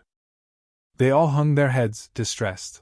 Damn Juafan, I just knew that sneaky punk was up to no good. He almost used us. Do you all still remember how he wanted to cause chaos in the central area? It turns out it's all to vie for power. Bushingyun roared, cursing. Sect leader Ling, what do we do now? Ling Yuntian's brow shook with endless worry. He also happened to turn his eyes on Bailey Jingwei as he thought. Prime Minister Bailey, you're not here just to flex your smarts over us, are you? Get to the point. Just what he wanted to hear. Bailey Jingwei showed a genial smile. Sect leader Ling, I've come to settle this matter. Since both of us are doing the work for that shameless punk, I hope that sect leader Ling and every leader shall cease and desist their assault on Patriarch. Stop? You want us to leave a monster like Invincible Sword alone? Ling Yutian hesitated, and for good reason, his fist clenching in rejection. We finally have him on the ropes for the first time. When will we ever get such a chance again? Ha ha ha, I'd find such a chance equally hard to give up if I were in your shoes, sect leader Ling, but everyone should know that Juafan's scheme rests solely on Patriarch's fate. To unravel it, you must let go of Patriarch. Sirs are all men of your word. Are you willing to lay waste to your foundation for the sake of another? I have to say I'm touched. The patients jolted, gnashing their teeth and nodding. Having gotten his point across, Ling Yutian turned to Bailey Jingwei and spoke heavily. Fine, we agree. But after Invincible Sword leaves, rest assured that our empire is in chaos and suffered heavy losses. We have no time to waste. Bailey Jingwei's eyes shone and nodded. Once Patriarch is with us, the war will cease, with either side a winner. I vow on my Dao heart, on behalf of the Sword Star Empire, that we'll not step one foot on the four lands for the next century. The elders found it much easier now to agree. They would now have 100 years of peace. Ling Yutian nodded as well, then called. Guard tell. Boom. As silver waves passed, tens of thousands of experts met their end. Bailey Yu and Bailey Yulei shook under the exertion, looking wan and frail. They slumped on the ground, with no more strength to give. We can't hold on any more either. Gasping for breath, Bailey Yu looked at the others, equally spent, and shook her head. The others felt the bitterness of despair these days. Patriarch and the Sword Kings took turns in fending off the enemy, but this led to aggravating wounds and spent Yuan Chi whoosh. Here came another wave, men coming to die for their cause, shouting and cursing. What's this? Why are they all on the ground? Does this mean? Their dead eyes, resigned to their fate, glimmered with hope and jubilation. Be brothers, they're spent! Attack and take their heads! They're exhausted? Does that mean we don't get to die? Not just live, but take Invincible Sword and 5 Sword Kings' lives. We'll live forever in history! Roar! The howls rang through the sky and the suicidal team got pumped, charging the enemy with fervent joy. A world of fame and wealth was waiting for them, stepping on the bodies of the brothers before them, and now plucking it like nothing, grinning to their ears. The men went crazy as they lunged like ravenous wolves at the chance to go down in history. Their true and vile natures were laid bare to the world. Bailey Yutian's lips shook, looking furious as he held the divine sword in defiance. I, the great invincible sword, am not about to meet my end in a glorious battle against an expert, but at the nibbling of cockroaches. What a disgrace! The Sword Kings were just as unwilling dying from Murong Lai or Ouyang Lingtian, and even that freak, Zhua Fan, would have been so much better. Now they were shamed having their honor smeared with these bugs. Hold! Sect leader Ling sent orders for everyone to stop attacking Invincible Sword. Any violation means death! A shout echoed into the crazed maniac's ears, making them freeze in stupefaction.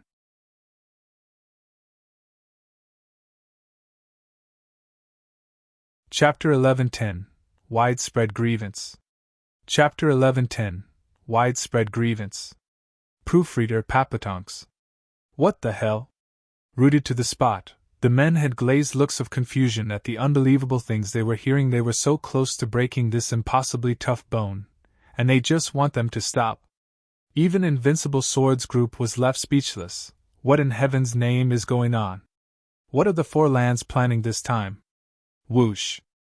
A man in white landed, the venerable in charge of the wave, and walked towards Invincible Sword with a bow. Sir Bailey and Sword Kings, please follow me. Your people are here to take you. Our people? Flinching, the six looked at each other baffled. But since they were like lambs to the slaughter, what more could they do to them? They ignored the strangeness of the invitation and the possible trap, with Bailey Yutian coughing blood a couple more times and some Sword Kings lending their arm. They all stumbled forward. Why? Just why let them go? A howl of indignation and fury broke the sky, and a figure in gray shot for Bailey Yutian with a savage punch. My brothers died at their hands. We suffered so many losses, got them ready to reap, so why the hell won't you let us take their lives? I'll have my revenge for my brothers! Die, Invincible Sword! Bang! He hardly made any progress towards Invincible Sword as an energy wave flashed past and left him in bloody pieces. The elder in white flicked his yuan-chi-charged fingers, smirking in disdain at the rest. Have I not made myself clear?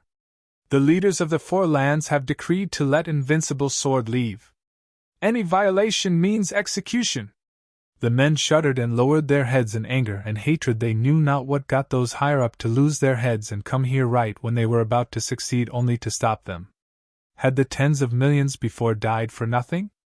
Ignoring these bugs who were unable to control their fate, Bailey Yutian walked away with the old man. They soon reached a thicket. Ling Yutian's group was waiting, along with a friendly face, Bailey Jingwei. Jingwei, what's going on here? Can you explain it to me? Bailey Yutian was gravely wounded but still had the demeanor of a king. Bailey Jingwei cupped his hands as he bowed. Patriarch, we made peace. Oh, I see.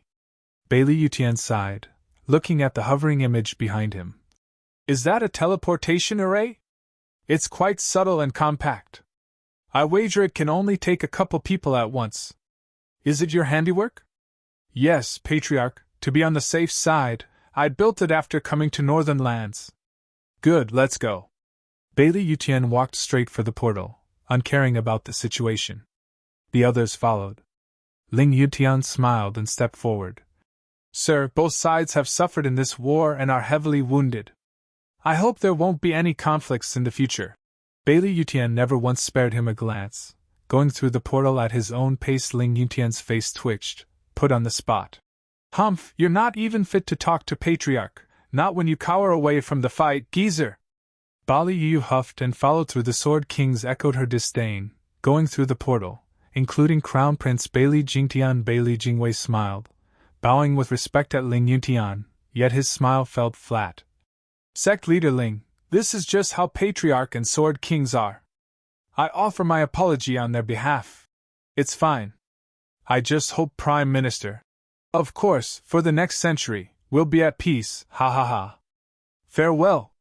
Bailey Jingwei smirked as he passed through. As well, his mask of kindness fell right as he vanished, revealing the naked scorn beneath him. With all gone, Ling Yutian's group remained. He was looking tense and heavy, feeling his pain. Bu Xingyan laughed, sucking up. Invincible Sword's arrogance is common knowledge. It must be hard for sect leader Ling to suffer such humiliation yet save the Four Lands Foundation. Search everything. Ling Yutian roared. Why could Bailey Jingwei teleport to the heart of northern lands from the front lines?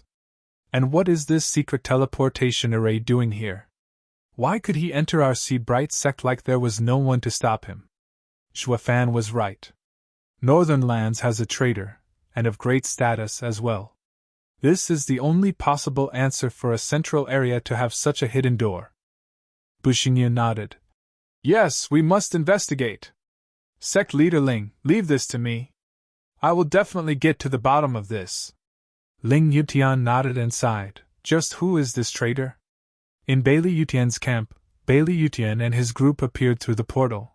With Bailey Jingwei in the rear, Invincible Sword and the 5 Sword Kings felt ages since they saw the familiar faces and mood they were finally back in their own domain, to safety. Sword Kings were anxious to go to the security of their hope, especially after suffering through millions of men coming at them relentlessly. Prime Minister Jingwei, thank you. Crown Prince Bailey Jingtian spoke earnestly. We're alive all thanks to your timely intervention. But how did Prime Minister convince them to accept a ceasefire so willingly? It's simple, because they had us by the short hairs. Bailey Jingwei shook his head and revealed a jade slip. The Imperial Capital reports that the Sword Star Empire now has over 1,000 cities that have fallen. Once news of Patriarch's wounds spread, the 4 Sword Star Empire won't sit still. We are beset by conflict from every side and have lost the strength to fight this war. Of course, we'd be happy to go home in peace. How did it come to this? For even the Empire's core. Everyone cried out. Bailey Jingwei nodded. Yes, Shuafan has made us suffer the worst. We'll likely need decades to settle. That guy again? How did he manage to get our empire? Bailey Jingtian and the Sword Kings gasped. Bailey Jingwei had a bitter smile. It is all my fault, Patriarch. The guy had beaten me completely in strategy. It might come as a shock to know that he was appointed as the commander of the Four Lands, the Grand Marshal. Bailey Jingwei began telling everything that had happened. The audience was just too out of it to react. They knew Shuafan to be some mystery sect's disciple, but to think he also held control over the boar. With the 5 lands dancing to his tune, he bested Patriarch and outclassed Prime Minister. Just who was this godlike talent? In short, I only managed to get those geezers to relent because that punk is missing. I fear that not even my presence would have swayed them otherwise, and I'd have only suffered by going there. That guy is the greatest opponent in my entire life. Fear lingering in his eyes, Bailey Yuyun was grave. The other side, with Bailey Yuyun saying, Prime Minister, you can relax now. He's no longer a threat to you. Wadash. Bailey Jingwei began. His corpse got eaten by the sea demon. Who cares how great he was in life? Ha ha ha. Bailey Yuyun narrated their side of the events this time. Bailey Jingwei listened with a dumb look. His eyes then landed on Bailey Jingtian's missing hand and cried. Curses, is this guy our bane? All of Bailey, from young to old, from refined to martial, got smacked around. But in the end he got done over by some mystery sea demon? How are we then to exact revenge? The one opponent we acknowledge is gone like that. Who are we to fight now? Go take it out on Ling Yutian and those fools? Are they worth the bother? Bailey Yutian frowned hard, his features twisted in anger, his eyes bloodshot. Blood spurted high, and his eyes went black, knocked out. Yet he still had the mind to mutter. Shuafan, your life is mine.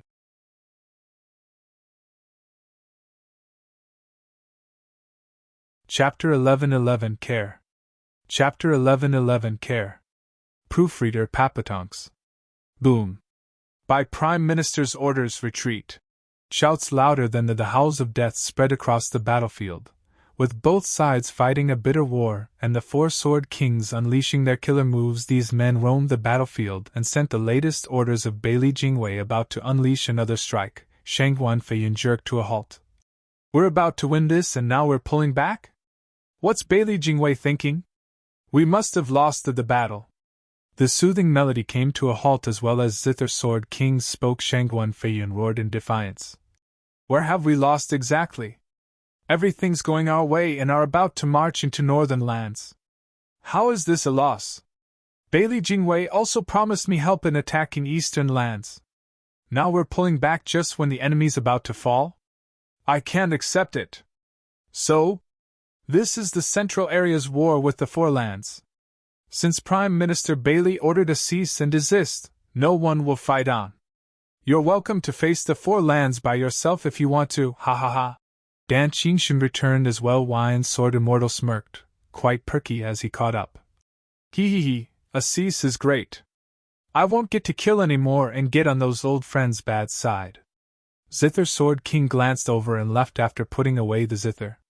Shangguan Feiyan was the only one pissed by this development, but still withdrew, though he flicked his sleeve in annoyance. Prime Minister's orders spread all over and the fighting stopped. With the Sword Star Empire pulling back, the battlefield soon became silent as the grave, having lost all the clamor of weapons and shouting. On northern land side, 200 defensive arrays got crushed and had lost more than half their men. Their last barrier was about to fail as well, and then they would have all got mowed down. Marshal Luo Yuhai was tense, soaked in sweat, and equally incredulous at a Sword King's might. They managed to last the first 6 days, all due to their defenses. But once the 4 Sword Kings stepped in, it felt like the world came crashing down on them. He gnashed his teeth and shouted, "Hold fast! 1 more day! Every last one of you, hold! We need to buy our men time. We can't let them get past us and ruin the Grand Marshal's plan." Boom! The sudden explosion drowned his voice. All the men were shaking as they faced the relentless enemy. His words falling on deaf ears. Letting out a deep breath, he shook his head. All tactics and strategies fell through at this point, only able to defend. At the end of the day, strength was what mattered the most. His pep talk wouldn't change reality, who lost or who died. Whoosh! The explosions came to a halt out of the blue, catching Luo Yuhai off guard.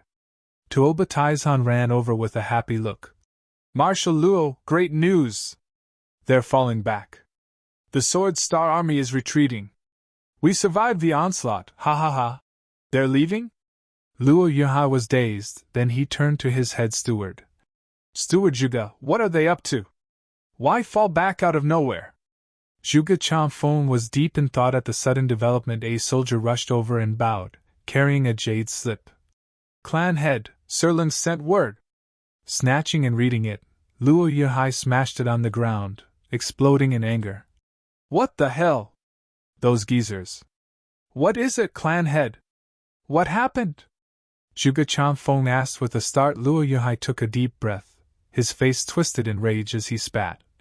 "Sirling said those old coots ordered retreat just as Invincible Sword was about to die." "What?" Zhuge Chanfeng pursued. "What of Steward Zhua? What did he say?" Luo Yuhai sighed. "Brother Zhua got caught by the sea demon when he went after it, and is now missing. This decision is all on those old guys. So that's why." Zhuge Chanfeng nodded, turning to the silent hellscape where both armies bled and died. His eyes shone as he said, "It seems the parties reached a hidden agreement. The war is over. How can there be peace?" Luo Yuhai roared, aggrieved, his eyes bloodshot. "We lost over half our men. There's only 40 million of us left. And Sirling said sacrificed close to 60 millions to wear down Invincible Sword. We lost 100 million people, equivalent to 3 lands. With the old coots giving up now, then how are we supposed to defend the next time they attack? The death toll is tremendous, and we paid a heavy price as well. Who is going to take responsibility? Did they just die for nothing?" Tuoba Taizhan didn't take the news too well either. Only Zhuge Chanfeng sighed and nodded as he explained. "Clan head, allow me to be blunt. I've been a dynasty's prime minister, and know exactly what these men in power care about, having served an emperor myself. Using the chance of Steward Zhua's disappearance, their moral compass, Bailey Jingwei strike them where it hurt the most, having leverage over them and making them cease the war regardless. As for what they are so much about, ha ha ha, clinging to power. As for the forces of the 4 lands and the damage, they have little concern. Haven't the lands reared so many experts just to keep them safe? Clan head, I'll be honest with you. These four lands' leaders may be of righteous sects and lofty as immortals, but they wallow in lust for power, incapable to rise above the mundane world. Wanting them abandon everything and give their everything for Tao is fundamentally impossible. They might be willing to sacrifice their lives, but there are some things they find far more valuable than life. More valuable than our lives. Stewards were used to say desires held you back. For so many years the Four Lands feared the frail scholar, Bailey Jingwei, for this exact reason. Bailey Jingwei is a master manipulator of others' desires. The only one who can fight him on this is Brother Zhua. Luo Yuhai nodded in understanding, then teared up. Speaking of, I miss Brother Zhua, Steward Zhuge. He may be missing, but I want to find him with sister. And when I do find him, I'll never let him go. Zhuge Changfeng smiled. I know clan head is aggrieved, but it's best not to see Steward Zhua like your past whiny self, ha ha ha. Stop teasing. Luo Yuhai glared at him. Deep in the North Sea, in Heaven's Sealing Cao's domain, Zhuafan was still out, laying on the icy sea, looking haggard and weak. Xiao watched over him with worry. Cao was concerned as well, ignoring his wounds. They both failed to notice that no pain was greater than a withered heart. Zhuafan had sunk into an abyss. It was all up to him to wake or not. A drop plopped in the water, sending ripples.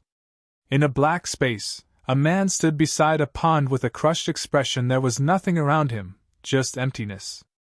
Zhuafan's eyes were, by all account, dead. An aged hand appeared just then, landing on his shoulder. Zhuafan never so much as blinked. A faint smile came into view as a stooped man walked to his side to sit. Ha ha ha, you're back. Didn't I tell you not to come to this dark place? You'll never get out. Who are you? Zhuafan stiffly turned around to see only the outline in the darkness. Then he recalled. You're that. The old man nodded and a row of white teeth were revealed in the darkness. Yes, I told you last time that I'll come every time you appear here to stop you from passing on. Last time was due to nearing death, but this time is far more dangerous. Your heart, your will is dead. Sorry, I made you see me again. Aren't you even going to ask me who I am? No point. I don't need to know anyway. Zhuafan spoke. His lonely eyes made him look like a corpse. The old man shook his head. It'll be a shame to yearn for death so soon. I helped you in protecting the girl's life. If you want to see her again, live and meet her in the sacred domain. What? Zhuafan shook all over, astonished with only his teeth showing. The old man looked faded, yet a prismatic glow hovered over him. Remember how I told you to accept everything about the one you care? I am the same. I can't have you sink into oblivion ever. But I'm afraid this will be the last time. I can no longer protect you from here on. Take more care of yourself. The old man turned into the prismatic glow and faded away.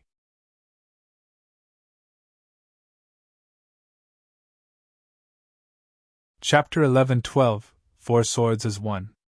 Chapter 11:12, Four Swords as One. Proofreader Papatonks.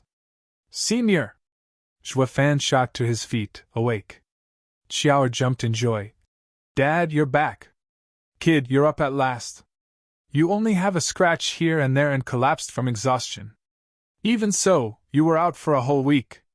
For a moment there I thought you lost your will, never to rise again, ha ha ha. Cao laughed in glee. The next thing you know, you wake up like nothing. Zhuafan saw black before his eyes and touched their seal. What bothered him most was the lack of any trace of his wife's energy. He rushed. Qing Qing. What about Qing Qing, Senior Cao? You mean the girl? You saved her, so take it easy. Me? Yeah. Cao explained after seeing the confused expression he had on. To save you, she took the thunder flame into her body. Just as her soul was about to fade away, a sovereign path came out of you, shielding the last vestige of her soul from annihilation. It was the only thing that stood in the way of her rejoining the mere spiritual energy of the world around us. Zhuafan's brow shook hard, looking pale and dismayed.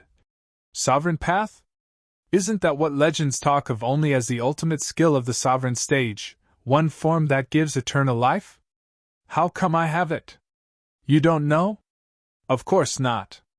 I'd have used it from the start if I did, not to waste time running all over the place. In that case, I know even less. Cao shrugged and grinned. It's said only a sovereign can wield a sovereign path, as in the 10 sovereigns. Hardly a feat possible by a Dao amateur like you. Does that mean a sovereign resided within you to protect your little old life? He, that's quite the backing, kid. Now, who on earth are you, exactly? Plagued with confusion, Fan was lost. But then he snapped back as he recalled the hazy elder. Has he always been protecting me? But who was he? Why would he appear only as my life is about to be extinguished? His mind was drowned in question with no answer, questions he could only put aside for now. He instead asked Cao in worry. What about Qingqing's soul? Where is she? I threw it in the sacred domain. Sacred domain? Yes. Cao grinned. Boy, you and the last luck is out of this world. Did you know the North Sea had a connection with the sacred domain? Fan mulled over. From Dragon Ancestors' map, close to the North Sea is indeed a whirlwind tunnel, but I didn't know where exactly. Then let me tell you about Heavenly Rebirth Lake. The lake in legends saying it can have someone reborn? Fan's heart jumped in shock. It's only a myth in the sacred domain, a mere hearsay, and mostly taken as a mere story.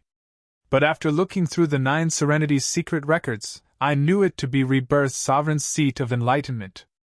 It twisted time and space, and as long as just a sliver of your soul remains, rebirth is possible, into an easy life. Only its hard barrier makes it impossible for all but the fated to enter. The other 9 sovereigns were no different. Such a miracle of creation was actually here in all places. Go figure. Cao nodded. Every sovereign has their own unique ability, seat of enlightenment. None may enter but themselves. Maybe because of your thunder flame in relation with the divine eye of the void, you tore a gap in the barrier. Don't you find it connected how it was the heavenly rebirth lake here of all places? It offered the last the chance to be reborn. The other option would be ending up as a cripple if not outright dying from having but a sliver of soul remaining. Fan pondered and finally nodded with a smile. That's why that senior told me to live to see her in the sacred domain. Qingqing is already there. Then I will survive until we see each other once more. But who was he? How did a sovereign end up within me? Why would he give everything to help me? Why would he choose nothingness just to help me save Qingqing? Regardless of it all, this is one immense favor I have to return. The only question is if I'll ever get the chance. Fan finally showed a wide and bright smile, his heart at peace. She has yet to pass on, waiting for me out there for the moment we're together again. Taking a deep breath, Fan's deathly outlook now turned vibrant with hope and vitality. He aimed for sacred domain to fight, but now he had another reason, love him. Fan's mindset shifted just as faint sounds reached their ears. Fan started as he sensed the source to be the vaulting demonic sword. On its blade there was also the blazing black thunder flame. It must hurt, right? While you, kid, were taking a week-long nap, the sword was being burnt all this time. Cao smirked looking at the shaking blade, teasing. Kid, I don't know how you got such an idiotic sword spirit. The 6th grade sacred weapon was made by Sword Sovereign with the rarest of ores from the 5 danger zones. Not even your thunder flame can so much as scratch its blade. Yet the swords taking on your thunder flame very soon got snuffed. Just look at the other 3 swords, becoming dead in just an hour. Only this sword spirit fueled the fire with its spiritual energy, and let the thunder flame burn it for 7 days. Talk about the pinnacle of stupidity, enduring so much pain and anguish. The sword gave an indignant shake while also showing its impatience as the flames crackled with much force. Fan was connected to the sword's spirit, and sensed it, smirking. I get it. You sure are ambitious. Let's give it a try. What are you talking about? Cao looked out of it as he stared at Fan. He took the ring from Chiao and his hands shone with glittering sacred stones, taking flight and burrowing into the ice and snow. Cao watched from the side. In 6 hours, the array was done and Cao gnashed his fangs. Refining array? What for? Can't you tell, senior? What else but refining? Fan chuckled, signaling, and the demonic sword skipped into the array, with the other 3 divine swords flying inside. Juefan was then focused, making signs as he shouted. Heaven, earth, mystical and nature, earth, water, wind and fire. With the thunder flame as medium 4 swords unite, with my sword spirit controlling the shift. Boom! Juefan then ended with pointing at the array, unleashing a reverberating explosion that shook the whole of the domain. The thunder flame on the demonic sword slipped into the array, surging with strength from the power of the array. It grew so high, one might think it would puncture heaven itself. The 4 sacred swords enveloped in the black blaze began to melt. Boy, do you have it in you to refine sacred weapons? Cao looked stunned. We're talking about the 6th grade sacred weapons that the Sword Sovereign made, and you think you can refine them? Juefan shook his head. My skills are mere parlor tricks compared to Sword Sovereign, but I'm not trying to refine his sacred weapons, now am I? I only want to combine them, to fulfill my sword spirit's wish. That's impossible. The Sword Sovereign needed the 5 sacred beast powers to refine them. I even helped him get them. That is the reason these 5 sacred weapons are our bane. He also had the same idea, of combining the 5 powers while refining them, to make a sovereign weapon. But with the powers in conflict, everything came to waste. You expect to succeed where he failed? He failed because he lacked something I happen to have. Juefan was gravely releasing black energy in waves at the array as he pushed out his palms. Demon transformation art! Whoosh! An inky black like the darkest night descended, swallowing the 4 divine swords. Now warped under the constant torment of the thunder flame, the demonic sword exploded in a scarlet and bloody light, using it to envelop the 3 swords. As the thunder flame and the black energy ate away at the 3 blades, the amalgamation within the bloody bubble twisted and melted into one entity. In the form of a black sword, Cao stood agape, remembering to shout after a long time. I totally forgot you combined the 5 sacred beast powers. How hard could melting sacred weapons be? Sacred weapons are tough, with no mortal flame able to scratch them, while the thunder flame is the supreme power of the world. Using it to melt the bodies and the demonic method to merge the sword styles, the thing Sword Sovereign failed becomes achievable in your hands. Kid, you sure are something. A humming was heard and a black blade with blue, red, green and golden stripes flew out of the inferno. Juefan gripped it in his hands. It's not me, but the 9 Serenities Sovereign and the Sword Sovereign. I am merely standing on the shoulders of giants. Juefan beamed. Senior Cao, I shall never forget what you did for me today. Farewell. I need to get back to Sacred Domain.